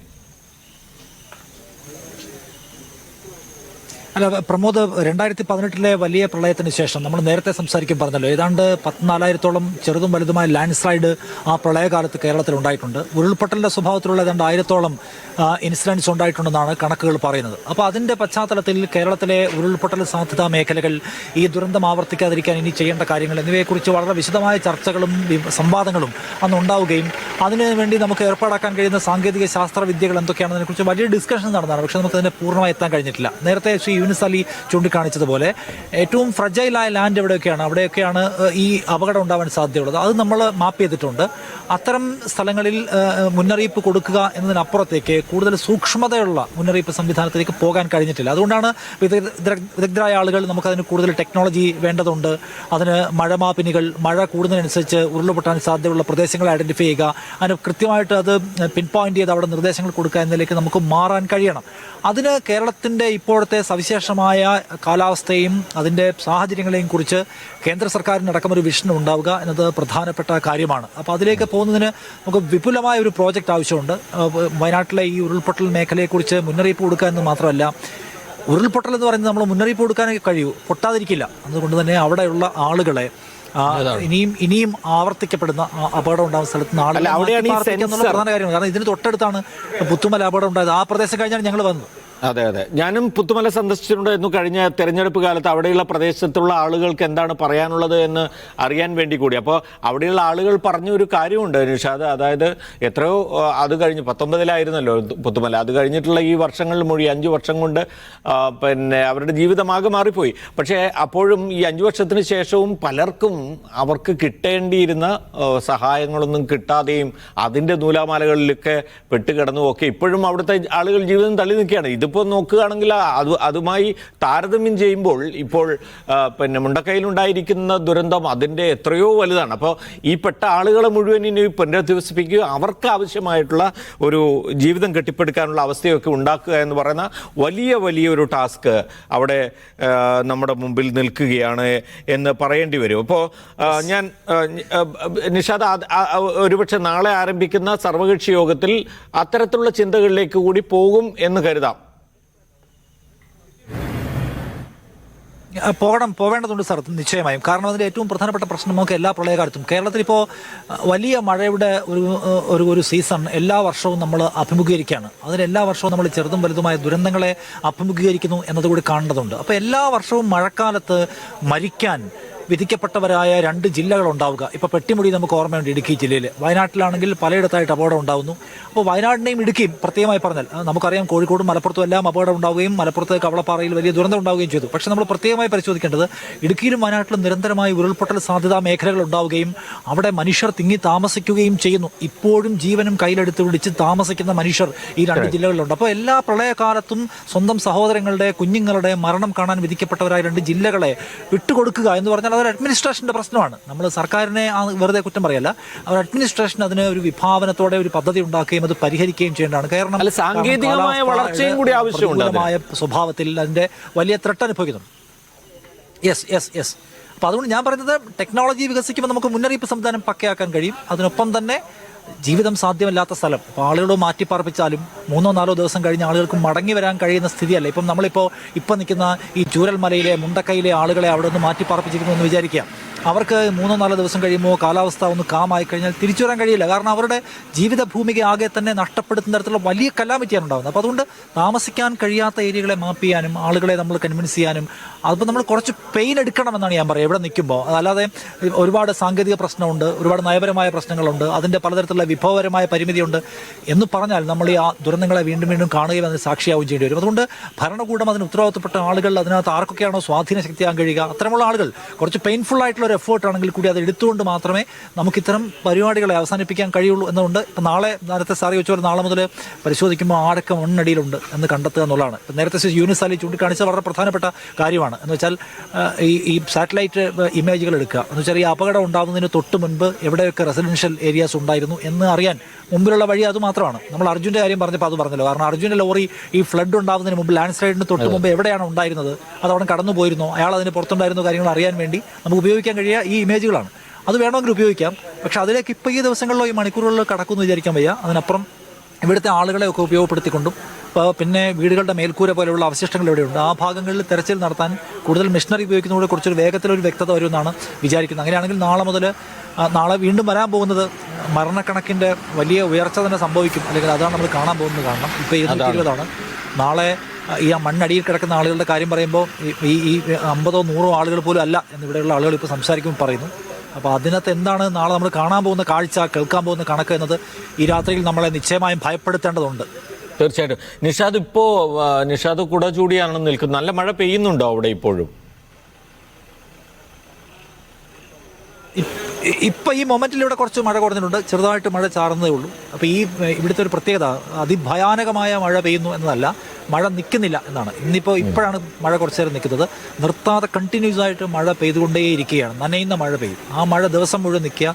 ചില നമുക്കറിയാം പുത്തുമലയിൽ അപകടം ഉണ്ടാകുന്നതിന് മുമ്പ് നമ്മൾ നേരത്തെ സംസാരിക്കാൻ പറഞ്ഞാണല്ലോ, വലിയ തോതിൽ മഴ പെയ്തു 3-4 ദിവസം. അന്നത്തെ ദിവസം പെയ്ത മഴയല്ല, അതിന് മുമ്പുള്ള ദിവസങ്ങളിൽ പെയ്ത മഴയാണ് സത്യത്തിൽ മണ്ണിനെ ഇളക്കിയത്, പാറക്കല്ലുകളെ ഇളക്കിയത്, മലയെ ഇങ്ങനെ കുടഞ്ഞു വീഴാൻ അതിന് പ്രേരകമായ ഘടകം അതാണ്. അപ്പോൾ ഇവിടെ സത്യം പറഞ്ഞാൽ നമ്മൾ ഇപ്പോഴും മഴ പെയ്തുകൊണ്ടിരിക്കുകയാണ്. ഈ മഴ പെയ്യുന്നത് നമ്മൾ ചുറ്റുമുള്ളത് ഈ പറയുന്ന അട്ടമല, ചൂരൽമല, വെള്ളരിമല എല്ലാം ഇവിടെയുള്ള മലം പ്രദേശമാണ്. അവിടെയാണ് ആളുകൾ താമസിക്കുന്നത്. ഇപ്പോൾ നേരത്തെ പറഞ്ഞ പോലെ അങ്ങനെ സാധ്യതയുള്ള മേഖലകളെ അടയാളപ്പെടുത്തിയിരിക്കുന്നു പറയുമ്പോൾ ഇത് ആ പ്രദേശത്തുള്ള ഒന്നാണ്. നമ്മൾ ഈ നിൽക്കുന്ന സ്ഥലത്തടക്കം ആളുകൾ റിസ്ക്കിയായി താമസിക്കുന്നതാണ് നമ്മളിപ്പോഴും വിചാരിക്കേണ്ട കാര്യം. സ്റ്റിൽ മഴ പെയ്യാണ്. മഴ പെയ്യുന്നതിനനുസരിച്ച് ഈ നേരത്തെയുള്ള ഈ പുഴയിൽ അതിൻ്റെ സ്വഭാവം പലകുറി മാറുന്നു, മണ്ണിൻ്റെ സ്വഭാവം മാറുന്നു. അത് രക്ഷാദൗത്യത്തെയും ഈ പാലം ഉണ്ടാക്കുന്നതിനെയൊക്കെ ബാധിക്കുകയും ചെയ്യുന്നത് നമ്മൾ കാണുകയാണ്. എനിവേ മഴ എന്തെങ്കിലും തരത്തിൽ ദൗത്യത്തെ തടസ്സപ്പെടുത്തുന്നില്ല. മഴ ആർമിയുടെയോ അല്ലെങ്കിൽ ഈ പറയുന്ന സന്നദ്ധ സംഘടനകളുടെയോ ദൗത്യത്തെ തടസ്സപ്പെടുത്തുന്നില്ല. അതിന് മാത്രമുള്ള ഭയങ്കരമായ മഴയില്ല. മഴ ഉണ്ട് എന്നത് കൂടുതൽ അപകടത്തിൻ്റെ സൂചന തരുന്നുണ്ട്. ഓക്കെ നിഷാദ്, ഞാൻ മടങ്ങി വരാം. ഇപ്പോൾ ഡോക്ടർ യൂനുസ് അലി പറഞ്ഞ രീതിയിൽ ചെറിയ മഴ തുടർച്ചയായിട്ട് നിലയ്ക്കാതെ അല്ലെങ്കിൽ വെയിൽ ഇന്ന് രാവിലെ പക്ഷേ അങ്ങനെ ആയിരുന്നില്ല, കുറച്ച് മഴ മാറി നിന്നിരുന്നു. അതാണ് നമുക്ക് ഏറ്റവും സഹായകമായതും. പക്ഷേ ഞാൻ പറഞ്ഞത് ഈ നേരിയ മഴ ഇങ്ങനെ പെയ്തുകൊണ്ടേയിരിക്കുന്നത്, അതിപ്പോൾ പറഞ്ഞ പോലെ ഒറ്റ ദിവസത്തെ മഴയല്ല ശരിക്കും ഈ മണ്ണിനെ ഈ നിലയിൽ ഇത്രയും വൾണറബിൾ ആക്കുന്നത്. കുറേ ദിവസങ്ങളായി ചെറുതായി മഴ നിലയ്ക്കാതെ പെയ്തുകൊണ്ടിരിക്കുന്നതുമായിരിക്കാം. അത് ഇത്ര കണ്ട് വലിയ അപകടമാണ്. നമ്മളിപ്പോൾ സാധാരണ നിലയ്ക്ക് വലിയ മഴ പെയ്യുക, പേമാരി പെയ്യുക എന്നതാണ് പ്രകൃതി ദുരന്തങ്ങൾക്ക് ഇടയാക്കുന്നത് എന്ന് പൊതുവിൽ കരുതുന്ന ഒരു വിഭാഗമാണ് നമ്മൾ. പക്ഷേ ഇതല്ല, തുടർച്ചയായിട്ട് മഴ ഇങ്ങനെ പെയ്തുകൊണ്ടിരിക്കുന്നതും അപകടകരമാണ് എന്ന് ചിന്തിക്കണോ നമ്മൾ? കൃത്യമായി പറയുകയാണെന്നുണ്ടെങ്കിൽ നമ്മൾ ആന്റിസിഡന്റ് റെയിൻഫാൾ എന്ന് പറയും ഇതിന്. അതായത് കഴിഞ്ഞ 7 ദിവസത്തെ ടോട്ടൽ ആയിട്ടുള്ള റെയിൻഫാൾ എത്രയുണ്ട്, അതുപോലെ cumulative rainfall of last 3 days അത് എത്രയുണ്ട്, അതെല്ലാം ഒരു ഘടകമാണ്. കാരണം മണ്ണ് ഒരു സിംഗിൾ മൈൽ മാത്രം സാച്ചുറേറ്റ് ആവുന്ന ഒരു കാര്യമില്ല. നമ്മൾ തുടർച്ചയായി പെയ്തുകൊണ്ടിരിക്കുന്ന ഈ ചെറിയ മഴ പോലും അപകടകരമാണ്. യെസ്, ഡോക്ടർ യൂനുസ് അലി പുൽപ്പാടിനാണ് നമ്മളോട് സംസാരിച്ചു കൊണ്ടിരിക്കുന്നത്. അതേസമയം ശ്രീ വേണു നായർ, റിട്ടയർഡ് ബ്രിഗേഡിയർ വേണു നായർ നമ്മോടൊപ്പമുണ്ട്. ഈ സൈന്യത്തെ സംബന്ധിച്ചിടത്തോളം ഇപ്പോൾ ഈ പറഞ്ഞ ചെറിയ മഴ അവരുടെ ഇപ്പോൾ നടത്തിക്കൊണ്ടിരിക്കുന്ന പ്രവർത്തനത്തെ ഒന്നും ബാധിക്കാൻ പോകുന്നില്ല. പക്ഷേ അത് ഈ ഗ്രൗണ്ട് സീറോയിൽ നിൽക്കുന്ന സമയത്ത് അത് കുറെ കൂടി ഒരു മണ്ണിനെ കൂടുതൽ നനയിക്കാനും അതുവഴി കുറെ കൂടി അത് റിസ്കി ആവാനുള്ള ഒരു സാധ്യതയുണ്ടോ? മഴ തുടരുന്നത് കണ്ടിന്യൂഡ് വർക്കിനെ ബാധിക്കും, അതിൻ്റെ സ്പീഡിനെ ബാധിക്കും. പക്ഷേ ഇന്നത്തെ ഈ ദുരന്തം ഉണ്ടാകാനുള്ള കാര്യം തുടർച്ചയായിട്ടുള്ള ഒരു ചെറിയ ടൈം പീരീഡിലുണ്ടായ 37 സെൻറ്റിമീറ്റേഴ്സോ 57 സെൻറ്റിമീറ്റേഴ്സിൻ്റെ മഴയൊക്കെയാണല്ലോ. അപ്പോൾ അവിടുത്തെ ഭൂപ്രകൃതി അനുസരിച്ച് ലാൻഡ് സ്ലിപ്പ് ഉണ്ടാകുന്നതിൻ്റെ കാര്യങ്ങളെപ്പറ്റി പിന്നെ പറയാം. അപ്പോൾ ഈ മഴ പെയ്യുന്നത് നമ്മുടെ രക്ഷാപ്രവർത്തനങ്ങളെ ബാധിക്കും എന്നുള്ളതിന് സംശയമില്ല. ഇപ്പോൾ ഇതിൽ കൂടുതൽ അത്യന്താധുനികമായ എന്തെങ്കിലും കാര്യങ്ങൾ എവിടെയെങ്കിലും ഇപ്പോൾ ഇതേ സമാനമായ സന്ദർഭങ്ങൾ ഉപയോഗിച്ചിട്ടുണ്ടോ അതായിട്ട് നമുക്കറിവില്ലല്ലോ. അപ്പോൾ ഈ ഒരു ടാസ്ക് ഫോഴ്സ് അതിൻ്റെ ക്വാണ്ടം കൂട്ടാം, എക്വിപ്മെൻറ്റ് കൂട്ടാം, പക്ഷേ അത് എംപ്ലോയ് ചെയ്യാനുള്ള ഏരിയ എല്ലാം നമുക്ക് ഇത് തന്നെയാണല്ലോ, ഇത് കൂടുതലില്ല. അതുകൊണ്ട് ഒരു ഓപ്റ്റിമം നമ്പർ ഉണ്ട്. അപ്പോൾ കാലാവസ്ഥ നമ്മളോട് സഹകരിച്ചാൽ അത് സ്പീഡ് ആകാം എന്നുള്ളതാണ്. പക്ഷേ കുറച്ച് പോയിന്റ്സ് ഇത് ഇപ്പോൾ മാക്രോ ലെവലിൽ ഇപ്പം നിങ്ങൾ സംസാരിച്ചതിൽ എനിക്ക് തോന്നിയത്, പണ്ട് തമാശയായിട്ടാണെങ്കിലും പണ്ട് തമാശയായിരുന്നെങ്കിൽ നമ്മൾ വെതർ ഫോർകാസ്റ്റിനെ പറ്റി പറയുമായിരുന്നല്ലോ. ഇന്ന് മഴ പെയ്യാനും പെയ്യാതിരിക്കാനും സാധ്യതയുണ്ട് എന്നുള്ള രീതിയിൽ പറഞ്ഞാൽ അതൊരു തമാശയായിരിക്കും. എങ്കിലും അതിൻ്റെ ഇന്നാക്യുറസിയെ പറ്റിയാണത് അതിൻ്റെ കാതലായ ഭാഗം. പക്ഷേ കഴിഞ്ഞ ഒരു 10 വർഷമായിട്ട് ഇന്ന് ഹോം മിനിസ്റ്റർ പറഞ്ഞ പോലെ തന്നെയും നമ്മുടെ ഫോർകാസ്റ്റിംഗ് കേപ്പബിലിറ്റീസ്, അതിൻ്റെ ആക്യുറസി ഒരു 7 ദിവസം മുമ്പ് ഫോർകാസ്റ്റ് ചെയ്യാനുള്ള കേപ്പബിലിറ്റി നമുക്ക് ഇന്ത്യക്കുണ്ട്. അത് ലോകത്തിലെ ഒരു 4 രാഷ്ട്രങ്ങൾക്കാണ് അങ്ങനെ ഉള്ളതെന്നാണ് അദ്ദേഹം പറഞ്ഞത്. അപ്പോൾ വിവരങ്ങളുടെ കുറവല്ല. നമ്മുടെ പ്രശ്നം എന്ന് പറഞ്ഞാൽ നമ്മുടെ പോപ്പുലേഷൻ, നമുക്ക് താമസിക്കാനുള്ള സ്ഥലങ്ങൾ ഇപ്പോൾ എല്ലാം താഴ്ന്ന നദീതടങ്ങളിലാണ്. പണ്ട് നമ്മളെല്ലാം വിട്ടുകൊടുത്തിരുന്ന സ്ഥലങ്ങളിൽ പോയി ആളുകൾ വീടുണ്ടാക്കുന്നു. അതിനൊക്കെ നമുക്ക് എതിര് പറയാൻ പറ്റില്ല, because it is the population. പിന്നെ അത് പ്ലാൻ ചെയ്യണം. ഇങ്ങനെയുള്ള ഇപ്പം നമ്മുടെ ഇവിടെ കസ്തൂരിരംഗൻ അതിനു മുമ്പ് ഗാഡ്ഗിൽ കമ്മിറ്റി റിപ്പോർട്ടുണ്ട്. നമ്മുടെ പരിസ്ഥിതി ലോലമായ പ്രദർശനങ്ങളെ പറ്റി വളരെ കൃത്യമായിട്ട് പറഞ്ഞിട്ടുണ്ട്. അതിനെ വാലിഡേറ്റ് ചെയ്യാൻ കസ്തൂരിരംഗൻ റിപ്പോർട്ടുണ്ട്. അപ്പോൾ ഇതിലെല്ലാം അവർ ഐഡൻറ്റിഫൈ ചെയ്തിട്ടുള്ള ഏതാണ്ട് 40,000 വീടുകളെല്ലാം എനിക്ക് തോന്നുന്നു ഇതേ ഏരിയയിലോ വയനാട്ടിലെയുള്ള ചില ആളുകൾ ചെയ്തിട്ടുണ്ട്. പക്ഷേ അവിടെ നിന്നൊക്കെ അവരെ ഇവാക്യുവേറ്റ് ചെയ്യുക എന്നൊക്കെ പറയുന്നത് വളരെ ദുഷ്കരമായ, എല്ലാവർക്കും സാധാരണ ജനങ്ങളെ ബുദ്ധിമുട്ടിക്കുന്ന കാര്യങ്ങളാണ്. പക്ഷേ അവർക്ക് അതുപോലുള്ള സാധനങ്ങളിലേക്ക് മാറ്റി നിർത്താനെന്നൊക്കെ പറയുന്നത് this is A sensitive issue. അതിനു വേണ്ടിയിട്ട് ഒരു കൃത്യമായ ഒരു തീരുമാനം എടുക്കുക, എല്ലാവർക്കും അവരെ അലോരസപ്പെടുത്താതെ അവരുടെ ഇക്കണോമിക് ആക്ടിവിറ്റി ചെയ്യാൻ പറ്റുന്ന രീതിയിൽ ഒരു പദ്ധതി ഉണ്ടാക്കേണ്ടതാണ്. ഇതിൽ കാര്യം നമ്മൾ ഈ പറഞ്ഞ പോലെ ഇപ്പോൾ ഇതിൻ്റെ ഈ പ്രശ്നം കഴിയുമ്പോൾ നമ്മൾ ഇതിനെപ്പറ്റി മറന്നു പോകും. എന്ന് വെച്ചാൽ നമ്മുടെ സിവിൽ അഡ്മിനിസ്ട്രേഷൻ്റെ ശ്രദ്ധ വേറെ പല കാര്യങ്ങളിലും ഡേ ടു ഡേ ആക്ടിവിറ്റീസിലും ഡെവലപ്മെൻറ്റ് ആക്ടിവിറ്റീസിനൊക്കെ പോകും. പക്ഷേ അതിൻ്റെ കൂടെ തന്നെ നമ്മൾ എല്ലാ വർഷകാലത്തും നമ്മൾ 200 ആളുകളെ അവരെ നോക്കുന്ന ചുമതല, റെസ്പോൺസിബിലിറ്റി നമുക്ക് എല്ലാവർക്കും ഉണ്ട്, ഗവൺമെൻറ്റിനുണ്ട്. ഒരു കാര്യമുള്ളത്, ശ്രീ വേണുനായർ, ഇപ്പോ ദേശീയ ദുരന്തമായി പ്രഖ്യാപിക്കണമെന്ന് പ്രത്യേക മന്ത്രിസഭാ യോഗം ഇന്ന് ആവശ്യപ്പെട്ടിട്ടുണ്ട്. അത് എത്ര കണ്ട് പ്രധാനമാണ്? ദേശീയ ദുരന്തമായി പ്രഖ്യാപിക്കുന്നതോടുകൂടി ഉണ്ടാകാൻ കഴിയുന്ന കാര്യങ്ങൾ എന്തൊക്കെയായിരിക്കും? അതിപ്പോ രക്ഷാപ്രവർത്തനത്തിന് മാത്രമല്ല, തുടർന്നങ്ങോട്ടുള്ള ഏത് പ്രവർത്തനത്തിനായാലും. അതെ. അപ്പോൾ ഇതിനെല്ലാത്തിനും വേണ്ടത് ബജറ്റാണ്. അപ്പോൾ നാഷണൽ കലാമിറ്റി ആയിട്ട് പ്രഖ്യാപിച്ചു കഴിഞ്ഞാൽ അതിനുള്ള ഫണ്ട് കൂടുതൽ കിട്ടും. അപ്പോൾ ഏത് കാര്യങ്ങൾക്കായാലും, ഇപ്പോൾ ആളുകളെ മാറ്റി താമസിക്കുന്നതാണെങ്കിലും, നമ്മുടെ ഈ പറഞ്ഞ സെൻസേഴ്സ് എവിടെയാണ് ഐഡൻറ്റിഫൈ ചെയ്ത് സ്ഥാപിക്കുന്നതിലാണെങ്കിലും അതിനുള്ള പ്ലാൻ ഏതായാലും ഒക്കെ ഉണ്ടാവും. പക്ഷേ അതിനെല്ലാം പ്രാവർത്തികമാക്കാനുള്ളതിൽ എല്ലാം നമ്മൾ എത്തിച്ചേരുന്നത് ദ ലാക്ക് ഓഫ് ഫണ്ട്സ് ആണ് എന്നുള്ളതിന് സംശയമൊന്നുമില്ല. നമ്മൾ ഡേ ടു ഡേ ഇതിനുള്ളതില്ല. പക്ഷേ ഇന്ന് അതിൻ്റെ റിസൾട്ട്, നാളെ അതിൻ്റെ റിസൾട്ട് വരാത്തുള്ള ഒരു പ്രവർത്തനത്തിലേക്ക് നമ്മുടെ ശുഷ്കമായ ഫണ്ടുകൾ അലോട്ട് ചെയ്യപ്പെടില്ല എന്നുള്ളത് സത്യമാണ്.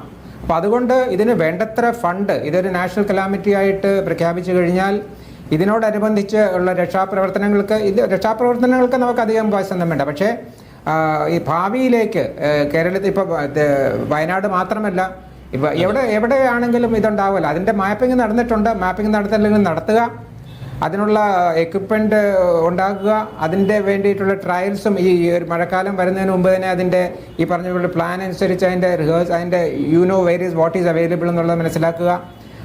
ഇതിന് നമ്മൾ we have to upgrade our capability. അതിനുള്ള സയൻറ്റിഫിക് ഉണ്ടായിക്കൊണ്ടിരിക്കുകയാണ്. We are a developing nation എന്നുള്ളത് മറക്കരുത്. പക്ഷേ അതിനോടനുബന്ധിച്ച് തന്നെ ഇതിനുള്ള കാര്യങ്ങളുണ്ട്. ഫണ്ട് കിട്ടുന്നതിന് നമ്മളെ സഹായിക്കും. Back to you. Okay. Doctor Yunus Ali, ഈ പറയുന്ന ദേശീയ ദുരന്തമായി പ്രഖ്യാപിക്കുന്നതോടുകൂടി ഉണ്ടാകാവുന്ന മാറ്റങ്ങൾ എന്തൊക്കെയായിരിക്കും? അത് കേവലം വയനാടിൻ്റെ കാര്യത്തിൽ മാത്രമല്ല, ഇടുക്കിയുടെ കാര്യത്തിലായാലും അതുപോലെ തന്നെ മലപ്പുറത്ത് മുമ്പ് ഉണ്ടായ പോലെ കവളപ്പാറയൊക്കെ ഉണ്ടായതുപോലെ ഇങ്ങനെ പല സ്ഥലങ്ങളിലും കേരളത്തെ സംബന്ധിച്ചിടത്തോളം ഈ സാധ്യതയുള്ളത് കൂടിയാണ്. അപ്പോൾ ഈ ദേശീയ ദുരന്തമായി ഇത് മാത്രമല്ല, ഇത് പ്രഖ്യാപിക്കുക മാത്രമല്ല, കേരളത്തെ ആകെ അതിനൊരു സാധ്യത പ്രദേശമായി കാണുന്ന ഒരു അവസ്ഥയിലേക്ക് കൂടി പോവുകയാണെങ്കിൽ നമുക്ക് കുറേയൊക്കെ മുന്നോട്ട് പോകാൻ സാധിക്കുമോ? വേണു സാർ പറഞ്ഞ പോലെ തന്നെ കൃത്യമായിട്ടും ഫണ്ടാണ് മെയിനായിട്ട് നമ്മുടെ ഒരു മുഖ്യമായിട്ടുള്ള ഒരു ഇഷ്യൂ. ഫണ്ട് ഒരുപാട് ഉണ്ടെന്നുണ്ടെങ്കിൽ നമുക്ക് ഈ പറഞ്ഞ സെൻസേഴ്സ്, അതുപോലെ തന്നെ ഒത്തിരി മയമാപിനികൾ ഇതെല്ലാം ഇൻസ്റ്റാൾ ചെയ്തിട്ടുണ്ടെങ്കിൽ നമ്മുടെ പ്രെഡിക്ഷൻ കപ്പാബിലിറ്റി ഒത്തിരി നന്നാവും എന്നുള്ളത് തന്നെയാണ് എന്റെ അഭിപ്രായം. ഈ ജിയോളജിക്കൽ സർവേ ഓഫ് ഇന്ത്യക്ക് ഇപ്പോൾ പിന്നെ കേരളത്തിൽ ഓഫീസുണ്ട്. ഈ മണ്ണിൻ്റെ ഒരു സ്വഭാവ പഠനമൊക്കെ നടത്തുന്ന വിഭാഗം അവരാണല്ലോ. അപ്പോൾ അവർക്ക് കൂടുതൽ മെച്ചപ്പെടുത്തേണ്ട, കൂടുതൽ അവരെ ആക്റ്റീവായിട്ട് നമുക്ക് കാണണ്ടേ? നമ്മുടെ ഒരു സാഹചര്യങ്ങളിൽ അവരെ കാണേണ്ടതുണ്ടല്ലോ. അത് നമുക്ക് ഒട്ടും അനുഭവപ്പെടുന്നില്ലേ? അപ്പം അങ്ങനെ ഒരു ഏജൻസി നമുക്കുണ്ട് ദേശീയ തലത്തിൽ. അവർ എന്ത് സർവേയാണ് ഇപ്പോൾ കേരളത്തിലൊക്കെ നടത്തിയിട്ടുള്ളത്, എന്താണ് റിസൾട്ട്? ഇതൊന്നും സാമാന്യ ജനങ്ങളുടെ മുമ്പിലൊന്നും കാണാനില്ല. താങ്കൾക്ക് എന്താണ് തോന്നുന്നത് അതിനെക്കുറിച്ച്? ഇത് ഈ സമയം ആരെയും നമുക്ക് അടിച്ചാശ്ചര്യക്കാനുള്ള ഒരു സമയമല്ല. എന്റെ അഭിപ്രായത്തിൽ GSI പോലത്തെ ഒരുപാട് ഏജൻസീസ് സർവേസ് നടത്തിയിട്ടുണ്ട്. അവരുടെ റിപ്പോർട്ട് എല്ലാം അവർ ഗവൺമെന്റിന് സബ്മിറ്റ് ചെയ്തിട്ടുണ്ട്. അതിനുശേഷമുള്ള പോളിസി ഇംപ്ലിമെന്റേഷനിൽ ഒരു ലാക്ക് ഉണ്ട്. അത് മെയിനായിട്ടും ഫണ്ടുമായിട്ട് ബന്ധപ്പെട്ടുള്ളതാണെന്നാണ് ഞാൻ മനസ്സിലാക്കുന്നത്. നമുക്ക് ഇതുപോലെ ഒരു നാഷണൽ കലാമിറ്റി ആയിട്ടുണ്ടെന്നുണ്ടെങ്കിൽ, ഒത്തിരി ഫണ്ട് കിട്ടിയിട്ടുണ്ടെങ്കിൽ അത് ഈ ഒരു കാര്യത്തിന് മാത്രമായിട്ട് വിനിയോഗിക്കണം എന്നുള്ള ഒരു അഭിപ്രായം പ്രധാനപ്പെട്ട കാര്യമാണ്. ഓക്കെ, നിഷാദ്, നമ്മൾ സ്പെഷ്യൽ എഡിഷൻ അവസാന ഇതിലേക്ക് പോകുമ്പോൾ നാളെ ഇപ്പോൾ അവിടെ നടക്കാനുള്ള പ്രവർത്തനങ്ങളിൽ എത്രത്തോളം നമ്മൾ നേരത്തെ പറഞ്ഞ പോലെ മറ്റ് രക്ഷാപ്രവർത്തകരുടെ സാന്നിധ്യം ഉണ്ടാകുക, അതോ ഇങ്ങനെ ചെറുതായിട്ടാണെങ്കിലും മഴ പെയ്തുകൊണ്ടിരിക്കുന്ന ഒരു സാഹചര്യത്തിൽ മറ്റ് രക്ഷാപ്രവർത്തകരെ, അനൗദ്യോഗികമായി പ്രവർത്തിക്കുന്ന രക്ഷാപ്രവർത്തകരെയും അതുപോലെ തന്നെ മാധ്യമപ്രവർത്തകരെയൊക്കെ അങ്ങോട്ട് വിടേണ്ടതില്ല എന്നായിരിക്കുമോ തീരുമാനം? അല്ല, അങ്ങനെയല്ല. എല്ലാ വിഭാഗം ആളുകളെയും സഹകരിപ്പിച്ചുകൊണ്ട് തന്നെയാണ് ഈ ദിവസവും രക്ഷാപ്രവർത്തനം പുരോഗമിക്കുന്നത്. ഒന്നാമത്തെ കാര്യം, ഇവിടുത്തെ ഏരിയ അറിയാവുന്ന ആളുകളെയൊക്കെ കൂടി പങ്കെടുപ്പിച്ചുകൊണ്ട് രക്ഷാപ്രവർത്തനം മുന്നോട്ട് കൊണ്ടുപോകാൻ കഴിയുള്ളൂ. ഒപ്പം തന്നെ ഇത്തരം കലാമിറ്റീസിലെല്ലാം രക്ഷാപ്രവർത്തന രംഗത്ത് പ്രൊഫഷണൽ സ്വഭാവത്തോടെ തന്നെ ഇടപെടുന്ന സംഘടനകളാണ് ഇവിടെ ബഹുഭൂരിപക്ഷം വന്നിട്ടുള്ളത്. ഒപ്പം തമിഴ്നാടിൻ്റെ ഫയർ ആൻഡ് റെസ്ക്യൂ സംവിധാനം ഇവിടെയുണ്ട്. തമിഴ്നാട്ടിൽ നിന്നുള്ള പല സന്നദ്ധ സംഘടനകളും അവിടെ ആംബുലൻസുകളും മറ്റുമായിട്ട് ഇവിടെ വന്നിട്ടുണ്ട്. നിരവധി ആംബുലൻസുകൾ ആവശ്യമായിട്ട് വരും. അപ്പോൾ അതുകൊണ്ട് തന്നെ എല്ലാ വിഭാഗം ഈ പ്രൊഫഷണലി സ്കിൽഡ് ആയിട്ടുള്ള ആളുകളെ പങ്കെടുപ്പിച്ചുകൊണ്ട് തന്നെയാണ് രക്ഷാദൗത്യം നാളെയും തുടരാനുള്ള തീരുമാനം എടുത്തിട്ടുള്ളത്. നാളെ കൂടുതൽ മെഷീനറി ഉച്ചയ്ക്ക് ശേഷം ഉപയോഗിക്കാൻ കഴിയും എന്നാണ് പ്രതീക്ഷിക്കുന്നത്. കാരണം പാലത്തിൻ്റെ പണി നാളെ ഉച്ചയോടുകൂടി തീർന്നാൽ ഉച്ചയ്ക്ക് ശേഷം മെഷീനറി കടത്തിവിട്ട് ഒരുപക്ഷെ കൂടുതൽ കണക്കുകൾ, കൂടുതൽ അതിൻ്റെ ചിത്രം വ്യക്തമാകും എന്നാണ് നമുക്ക് കാണാൻ കഴിയുന്ന ഒരു കാര്യം. അപ്പോൾ ഇതിൻ്റെ വ്യാപ്തി നമുക്ക് കാണണം. ആ വ്യാപ്തി കാണുമ്പോഴാണ് ഇപ്പോൾ നേരത്തെ പറഞ്ഞ നാഷണൽ കലാമിറ്റി പോലെയുള്ള ടാഗുകളുടെ സാധ്യത എന്തുമാത്രം പ്രധാനമാണ് എന്നത്. ഇപ്പോൾ 2018 കേരളത്തിലെ പ്രളയകാലത്ത് നാഷണൽ കലാമിറ്റി ആയിട്ട് പ്രഖ്യാപിക്കണമെന്ന ആവശ്യം നമുക്കുണ്ടായിരുന്നു. അന്ന് കേരളത്തെ ആകമാനം ബാധിച്ച ദുരന്തമായിരുന്നു. അന്ന് നാഷണൽ കലാമിറ്റിയായിട്ട് പ്രഖ്യാപിക്കാനുള്ള സാധ്യത അതിന് കൂടുതലായിരുന്നു. ഇത് പക്ഷേ ഒരു പ്രത്യേക പ്രദേശത്ത് മാത്രം ഉണ്ടായിട്ടുള്ള ഒരു ദുരന്തമാണ്. നമുക്കറിയാവുന്ന പോലെ നോർത്തിൽ പലയിടത്തും ഉത്തരാഖണ്ഡിലൊക്കെ ഇത്തരം ഫ്ലഡുകളും മണ്ണിടിച്ചിലൊക്കെ ഉണ്ടായ ആളുകൾ മരിക്കുന്നു. അപ്പം അതുകൊണ്ട് ആ കാറ്റഗറിയിലേക്ക് ഇതിനെ പെടുത്താൻ സാധ്യതയുള്ളൂ. നാഷണൽ കലാമിറ്റിയിൽ പെടുത്താൽ കേരളത്തെ പോലെ ഒരു സംസ്ഥാനം, അത് സാമ്പത്തികമായും വലിയ പരിമിതിയാണ്. അപ്പം ഇതിൻ്റെ ഒരു റീകൺസ്ട്രക്ഷൻ അതിന് ഗുണപ്പെടും. ഇപ്പോഴത്തെ റെസ്ക്യൂ ഓപ്പറേഷനകത്തും ഭയങ്കരമായ പൈസ ചിലവ് വരുന്നുള്ളൂ. ഇപ്പോൾ കഴിഞ്ഞ ദിവസം സംസാരിക്കുമ്പോൾ ഡോക്ടർ KG താര പറയാണ് 2018 19 പ്രളയത്തിൽ കേന്ദ്രസേനയും പട്ടാളമൊക്കെ വന്നപ്പോൾ നമുക്ക് 300 കോടി രൂപ അവരുടെ റെമ്യൂണറേഷനായിട്ട് തന്നെ ചിലവായിട്ടുണ്ടെന്ന്. അപ്പം കേരളത്തെ സംബന്ധിച്ച് ഇതൊരു നാഷണൽ കലാമിറ്റി ആയിട്ട് പ്രഖ്യാപിച്ചാൽ അതിന് സാമ്പത്തികമായി വലിയ തോതിലുള്ള ആശ്വാസം ഉണ്ടാകുന്ന ഒരു കാര്യമാണ്. രണ്ടാമത്തേത്, വയനാട്ടിനെ റീകൺസ്ട്രക്ട് ചെയ്യണം. ഇപ്പോൾ മുഖ്യമന്ത്രി പറയുന്നതാണല്ലോ, CMDRFലേക്ക് നിങ്ങൾ സംഭാവന തരൂ. കാരണം വയനാട്ടിനെ നമുക്ക് വീണ്ടെടുക്കേണ്ടതുണ്ട്. ഒരു മേഖല നഷ്ടപ്പെടുകയാണ് എന്ന് മാത്രമല്ല, ഇനിയും റിസ്കി ഏരിയയിൽ താമസിക്കുന്ന മനുഷ്യന്മാരെ നമുക്ക് മാറ്റിപ്പാർപ്പിക്കുന്ന വിശാലമായ ഒരു പ്ലാൻ ഉണ്ടാക്കേണ്ടതുണ്ട് ഗവൺമെൻറ് ഇതിലേക്ക് കടക്കുമെങ്കിൽ. അപ്പോൾ അതുകൊണ്ട് നമ്മളെ സംബന്ധിച്ച് വിഭവം വലിയ തോതിൽ ആവശ്യമുള്ള ഒരു കാര്യവും കൂടിയാണ് എന്ന് കാണേണ്ടതുണ്ട്. ഇപ്പോൾ നാളെ പൊളിറ്റിക്കൽ ലീഡർഷിപ്പ് അതിനകത്ത് ഇരിക്കുന്നുണ്ട്. അവർ ഏതൊക്കെ തരത്തിലുള്ള അജണ്ടകളിലേക്ക്, ഏതൊക്കെ തീരുമാനങ്ങളിലേക്ക് പോകും എന്നുകൂടി നമ്മൾ കാത്തിരിക്കുകയാണ്. തീർച്ചയായും. ശ്രീ വേണു നായർ, അവസാനമായി എനിക്ക് താങ്കളിൽ നിന്ന് വേണ്ട ഒരു കമൻറ്റ്. അതായത് ഇപ്പോൾ നിഷാദ് പറഞ്ഞു, നാളെയും ഈ ആളുകളെ കൂടി സഹകരിപ്പിച്ചുകൊണ്ടുള്ള, ആർമി ഒറ്റയ്ക്കല്ല, അല്ലെങ്കിൽ ഈ പിന്നെ ഔദ്യോഗികമായി നടത്തുന്ന രക്ഷാപ്രവർത്തനത്തോടൊപ്പം തന്നെ നാട്ടുകാരെയും കൂടി വേണം ആ കൂട്ടത്തിൽ. എന്നാൽ മാത്രമേ നമുക്ക് സ്പോട്ടുകൾ ഐഡന്റിഫൈ ചെയ്യാനൊക്കെ കുറേ അതിനുള്ള ആധുനികമായ സംവിധാനങ്ങൾ ഒരുപക്ഷെ അവിടെ എത്തിക്കുക എന്നുള്ളത് പ്രയാസമായിരിക്കെ നാട്ടുകാരുടെ ഒരു അറിവൊക്കെ തന്നെയായിരിക്കും. ഈ നാട്ടുകാരെന്ന് പറയുന്നത് തന്നെ ഈ മുണ്ടക്കൈക്ക് പുറത്തുള്ള ആളുകളായിരിക്കും എന്നുള്ളതാണ്. അകത്തുള്ള ആളുകളൊക്കെ ഇതിൽ പെട്ടുകിടക്കുന്നു എന്നുള്ളതാണ് അവിടുന്ന് പലപ്പോഴായിട്ട് നമ്മൾ മനസ്സിലാക്കിയിട്ടുള്ളത്. അപ്പോൾ ഇതിനെ കുറെ കൂടി സിവിലിയൻ അസോസിയേഷനോട് കൂടി അല്ലെങ്കിൽ അതിൻ്റെ സഹകരണത്തോടു കൂടി ഇതിനെ കൊണ്ടുപോകുന്ന ഒരു രീതിയായിരിക്കുമോ അവിടെ കൂടുതൽ പ്രയോജനപ്പെടുക? അതാണ് ഞാൻ തുടക്കത്തിൽ പറഞ്ഞത്. ഇവിടെ രക്ഷാപ്രവർത്തനങ്ങളിലെ ആക്ച്വൽ ഓൺ ഗ്രൗണ്ട് സീറോയിലുള്ളവർക്കാണ് അതിൽ മനസ്സിലാകുന്നത്. പിന്നെ ഇതുപോലെ ഉള്ള പരിസ്ഥിതികളെ അഭിമുഖീകരിച്ചിട്ടുള്ള സീനിയറായിട്ടുള്ള ആൾക്കാർ, പരിചയസമ്പന്നരായ ആൾക്കാരുടെ കുറവല്ല. ആർമിയിലാണെങ്കിൽ തന്നെ ഉണ്ട്. ഇതിനെപ്പറ്റിയുള്ള തിയറിറ്റിക്കലായിട്ട് പഠിച്ചിട്ടുള്ളവരും അതിൻ്റെ ഏതെങ്കിലുമൊക്കെ ഭാഗങ്ങളിൽ സ്വന്തം പങ്കെടുത്തിട്ടുള്ളവരുമായിട്ടുള്ള സീനിയർ ഓഫീസേഴ്സ് അവൈലബിൾ ആണ്. അത് എഞ്ചിനീയർ ബാക്ക്ഗ്രൗണ്ടിലാണ് കൂടുതലുള്ളത്. നാഷണൽ ഡിസാസ്റ്റർ മാനേജ്മെൻറ്റ് അതിൽ കൂടുതലും അവരുമൊക്കെയാണ് പണ്ട് ഉണ്ടായിരുന്നത്. ഇപ്പോഴും അത് തന്നെ ആയിരിക്കുമെന്നാണ് ഞാൻ വിശ്വസിക്കുന്നത്. അപ്പോൾ അവരെ ഉൾപ്പെടുത്തിക്കൊണ്ട് അവരെ ഒരു പ്ലാൻ തയ്യാറാക്കും. അപ്പോൾ നമ്മൾ അവിടെ കാണുന്നത് മനുഷ്യത്വത്തിൻ്റെ ഒരു എക്സിബിഷനാണ്. എല്ലാവരും അങ്ങോട്ട് പോയിക്കൊണ്ടിരിക്കുകയാണ്. എന്നാലാവുന്നത് ചെയ്യാമെന്നുള്ള അത് കൂടുതലും ഒരു ആവേശത്തിൻ്റെ ഭാഗമായിട്ടാണ് മനസ്സിലാക്കേണ്ടത്. പക്ഷേ അതിൽ നിന്ന് എക്സ്പീരിയൻസ് ഉള്ളവരെ എടുക്കേണ്ടതായിട്ടുണ്ടെങ്കിൽ അതിനെടുക്കാം. അതിനുള്ള തീരുമാനങ്ങളൊക്കെ എടുക്കേണ്ടത് അവിടെ ഈ പറഞ്ഞ പോലെ ഒരു സീനിയർ ഇതെല്ലാം കോർഡിനേറ്റ് ചെയ്യുന്ന ഒരു ഓഫീസർ, ഒരു തലവനായിരിക്കണം. അത് ഐ ആം ഷുവർ ഇപ്പോൾ അവിടെ ഉള്ളവർ ഇങ്ങനെ പല ഏജൻസികളുണ്ട്, അവരങ്ങനെ ഒരു തീരുമാനം എടുത്തിട്ടുണ്ടാവും എന്ന് ഞാൻ കരുതുന്നു. ഇവരെ എല്ലാം സംഘടിപ്പിച്ചുകൊണ്ട് എന്നാലും there is an optimum number which can be employed. അതിൽ കൂടുതലൊന്നും അവിടെ പിന്നെ പബ്ലിക്കിൻ്റെ ഒരു പാർട്ടിസിപ്പേഷൻ ഒരു പരിധിയിൽ കവിഞ്ഞതിൻ്റെ it will be counterproductive നമ്മൾ പറയുമല്ലോ, അതുപോലെ ആയിരിക്കും. പക്ഷേ ഇനി നമ്മൾ കാലാവസ്ഥ നന്നായിട്ടിരുന്നാൽ നമ്മളുള്ള സാധനങ്ങളും പിന്നെ ഇപ്പം നിഷാദ് പറഞ്ഞതുപോലെ അഡീഷണൽ എക്വിപ്മെൻ്റ് ഒക്കെ വരുന്നുണ്ടെന്ന് കേട്ടോ, അതിൻ്റെ ആവശ്യമനുസരിച്ച് എംപ്ലോയ് ചെയ്യാൻ കഴിയട്ടെ. ഇത് നമുക്ക് ശരി let us get over this എന്ന് നമുക്ക് ഉദ്ദേശിക്കാം. Over to U. ഞാൻ നന്ദി പറയുന്നില്ല ഡോക്ടർ യൂനുസ് അലി, ശ്രീ വേണു നായർ. ഇതൊക്കെ നമ്മൾ ജനങ്ങളുമായി പങ്കുവയ്ക്കുക നമ്മുടെ ഉത്തരവാദിത്വം കൂടി ആയതുകൊണ്ട്. എന്തായാലും നിഷാദും അവിടെ നിന്ന് ചേരുകയായിരുന്നു. നിഷാദിനി അവിടെ തന്നെ ഉണ്ടാകും. നമുക്ക് വിവരങ്ങൾ പൂർണ്ണമായും പങ്കുവയ്ക്കുന്നതിന് വേണ്ടി കൂടി സ്പെഷ്യൽ എഡിഷൻ അവസാനിക്കുന്നതിന് മുമ്പ് നമുക്ക് റിപ്പോർട്ട് കൂടി കാണേണ്ടതുണ്ട്. ടി സിദ്ദിഖ് MLA-യുടെ ഡ്രൈവർ അലി ഉൾപ്പെടെയുള്ള ആളുകളാണ് ഉരുൾപൊട്ടലിൻ്റെ തുടക്കത്തിൽ ചുരൽമലയിലെത്തിയത്.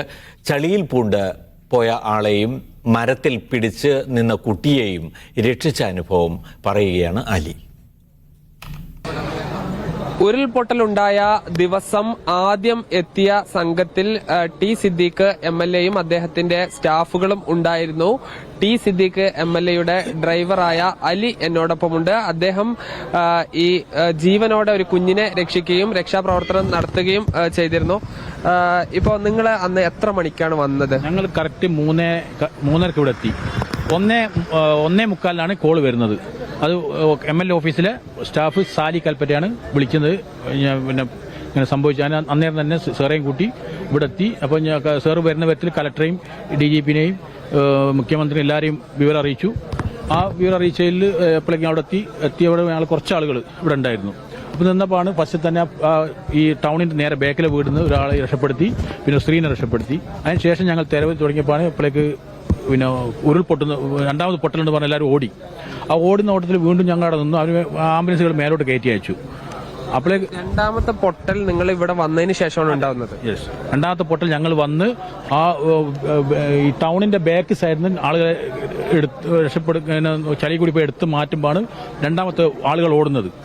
അപ്പോൾ എല്ലാവരും മാറിയപ്പോൾ ഞങ്ങൾ അവിടെ നിന്നു നോക്കിയപ്പോൾ കുഴപ്പമൊന്നുമില്ല. അതിന് വീണ്ടും അപ്പോഴേക്ക് ആംബുലൻസുകളൊക്കെ എത്തി. രണ്ടാമത്തെ പൊട്ടലിന് സമയത്ത് വലിയ തോതിൽ വെള്ളവും മരങ്ങൾ വന്നു. മരം വന്ന സ്കൂളിനോട് അടിഞ്ഞു എന്ന് പറഞ്ഞു. അപ്പോൾ രാത്രിയാണല്ലോ, ഒന്നും ചെയ്യാൻ കഴിയാത്തൊരവസ്ഥയാണ്. അപ്പം ലൈറ്റ് ഒറ്റ ഫയർഫോഴ്സിന്റെ ഒരു വലിയ ലൈറ്റ് അവിടെ വെച്ചു, സെന്ററിൽ വെച്ചു. അപ്പോൾ കണ്ട് JCB വന്നില്ല, ഇതും ചളികളൊക്കെ മാറ്റൽ തുടങ്ങി. ആ സമയത്ത് അന്നേരം പിന്നെ അങ്ങനെ ഞങ്ങൾ കഴിഞ്ഞപ്പോൾ തിരച്ചിൽ തുടങ്ങിയപ്പോഴാണ് സ്കൂളിനോട് ചാരിയിട്ട് സ്കൂളിന്റെ മതിലിനടുത്ത് ഞങ്ങൾക്ക് ബോഡികൾ കിട്ടാൻ തുടങ്ങി. പിന്നെ അങ്ങനെ നോക്കി ഞങ്ങൾ തുടർന്ന് പോയി. അപ്പോൾ നേരം വെളുത്തു. അപ്പൊ ഈ ആളുകളുടെ ഈ ഒറ്റപ്പെട്ടു പോയ ആളുകളുടെയൊക്കെ വലിയ സങ്കടങ്ങൾ, കരച്ചിലുകളൊക്കെ ഉണ്ടായിരുന്നു. വിളികൾ സാർ ഫോണിലേക്ക് എന്റെ ഫോൺ ഇവിടെ വണ്ടിയിൽ വെച്ച് ഞാൻ ഈ രക്ഷാപ്രവർത്തനം വേണ്ടി ഇറങ്ങി അങ്ങനെ ഞങ്ങൾ ഓരോ തെരഞ്ഞപ്പോൾ കുറെ ബോഡികൾ അങ്ങനെ കിട്ടി. ഞങ്ങളങ്ങനെ കൊണ്ടുവന്നു, ആംബുലൻസുകളെ കയറ്റിക്കൊണ്ടുവന്നു. പക്ഷെ കിട്ടിയ ബോഡികളൊക്കെ ഞങ്ങൾ കിട്ടി. ഞാൻ അങ്ങനെ അന്ന് ആ തുരുത്ത് കണ്ടെത്തി. ആ തുരുത്തിൽ സ്ത്രീകൾ കുടുങ്ങിക്കിടക്കുന്നത്, സ്ത്രീകളും കുടുംബങ്ങൾ, മൂന്ന് കുടുംബങ്ങൾ. ഈ പുഴ ദശ മാറി വന്നിട്ട് ഒഴുകിയിട്ട് ഒരു ഏതാണ്ട് ഒരു 10-25ഓളം വീടുകൾ പോയിട്ടുണ്ട്. ഈ ദിശ മാറി വന്ന അതിൽ 3-4 വീടുകൾ രക്ഷപ്പെട്ടിട്ടുണ്ട്. ആ വീടിന്റെ മേലകളിൽ സ്ത്രീകളും കുട്ടികളും ആ വീടുകളൊക്കെ അടുത്ത വീട്ടുകാരുണ്ടായിരുന്നു. അങ്ങനെ ഞങ്ങൾ അവിടേക്ക് സമാധാനമായിട്ട് നിൽക്കാൻ പറഞ്ഞു. അങ്ങനെ ഞങ്ങൾ NDF ടീമും എല്ലാം വന്നു, രക്ഷപ്പെടുത്തി. അന്നേരമാണ് ദീപക് റിപ്പോർട്ടറിൽ എന്നോട് പറഞ്ഞു ഇങ്ങനെ 120 ആളുകളെ ഇവിടെ ക്യാമ്പ് ഒരു റിസോർട്ട് കുടുങ്ങിയിരുന്നു പറഞ്ഞു. അപ്പോൾ ആരും പോകാൻ മടിച്ചപ്പോൾ ഞങ്ങളത് മൂവ് ചെയ്ത് റിപ്പോർട്ടർ ഓനെയും കൂട്ടി ഞങ്ങൾ വന്ന് വരാൻ പറ്റിയില്ല. ഞങ്ങളത് വെള്ളത്തിൽ കൂടി കട്ട് ചെയ്ത് അവിടെ എത്തി. അന്നേരമാണ് ഒരാൾ കൈകൊണ്ട് ഇങ്ങനെ ചളിയിൽ മുങ്ങിയിട്ട് ഇങ്ങനെ ആക്കുന്നത്. അപ്പോൾ അവിടെ എത്തിപ്പെടാൻ ഭയങ്കര കഷ്ടപ്പാടായി. അപ്പോൾ അവിടെ നമ്മൾ ഒന്നാട് സാർമാരൊക്കെ ഉണ്ടായിരുന്നു. അവരെയും കൂട്ടി ഞങ്ങൾ കഴുങ്ങ് മുറിച്ചിട്ട് അപ്പുറം കടന്ന് അദ്ദേഹത്തെ ഞങ്ങൾ രക്ഷപ്പെടുത്തി. അദ്ദേഹത്തിന് കുറച്ച് പരിക്കുകളുണ്ട്. ചളിന്ന് രക്ഷപ്പെടുത്തി കുറച്ച് ഫയർഫോഴ്സ് ഞാൻ പോയിട്ട് അത് ഫയർഫോഴ്സിന്റെ ഇത് വെച്ചിട്ട് ഞങ്ങൾ ഇപ്പോൾ എത്തിച്ചു. പിന്നെ ഞങ്ങൾ അവിടെ കുറെ ബോഡികളൊക്കെ എടുത്ത് അവിടെ സെറ്റാക്കി. കുട്ടിയൊക്കെ ജീവനോടെ കിട്ടിയിട്ടുണ്ടോ? ഒരു കുട്ടീനെ ഈ സ്റ്റാൻഡിന്റെ ഈ ടൗണിന്റെ നേരെ ബാക്കിലുള്ള, പിന്നെ ഈ ഒരു വ്യക്തിനെയും പിന്നെ ഒരു സ്ത്രീനെയും. ഒരു കുട്ടി എങ്ങനെയായിരുന്നു? ഒഴുകിപ്പോയ നിലയിൽ ഒഴുകിപ്പോയിട്ട് കയങ്ങോടെ പിടിച്ചു നിൽക്കുന്ന നിലയായ പിടിച്ചു നിൽക്കുന്ന നില. ഈ കുട്ടി ഈ പുഴയിൽ തന്നെയായിരുന്നു? പുഴയിലല്ല, അവരെ പുഴയിലേക്ക് എത്തിയിട്ടില്ല. ആ വീടിന്റെ കുറച്ചൊരു 10-20 മീറ്റർ അപ്പുറം. അത് എത്ര പ്രായമുള്ള കുട്ടിയായിരുന്നു? ഒരു 8 വയസ്സെങ്ങാണ്ട്. 8 വയസ്സ്. എന്തായാലും ഇതിന്റെ ആദ്യ ഘട്ടത്തിലെ അനുഭവങ്ങളാണ് MLAയുടെ ഡ്രൈവർ പറഞ്ഞത്. ഇതുപോലെ നിരവധി ആളുകളുടെ ഒരു ശ്രമഫലമായാണ് ഈ ദുരന്തത്തിന്റെ ആഘാതത്തിൽ നിന്ന് തുടക്കഘട്ടത്തിലെങ്കിലും ആളുകളെ കുറച്ചെങ്കിലും ആശുപത്രിയിലേക്ക് മാറ്റാൻ കഴിഞ്ഞത്. ജിഷ്ണു മീനങ്ങാടിക്കൊപ്പം സാജിദ് അജ്മൽ, മീഡിയ 1 വയനാട്.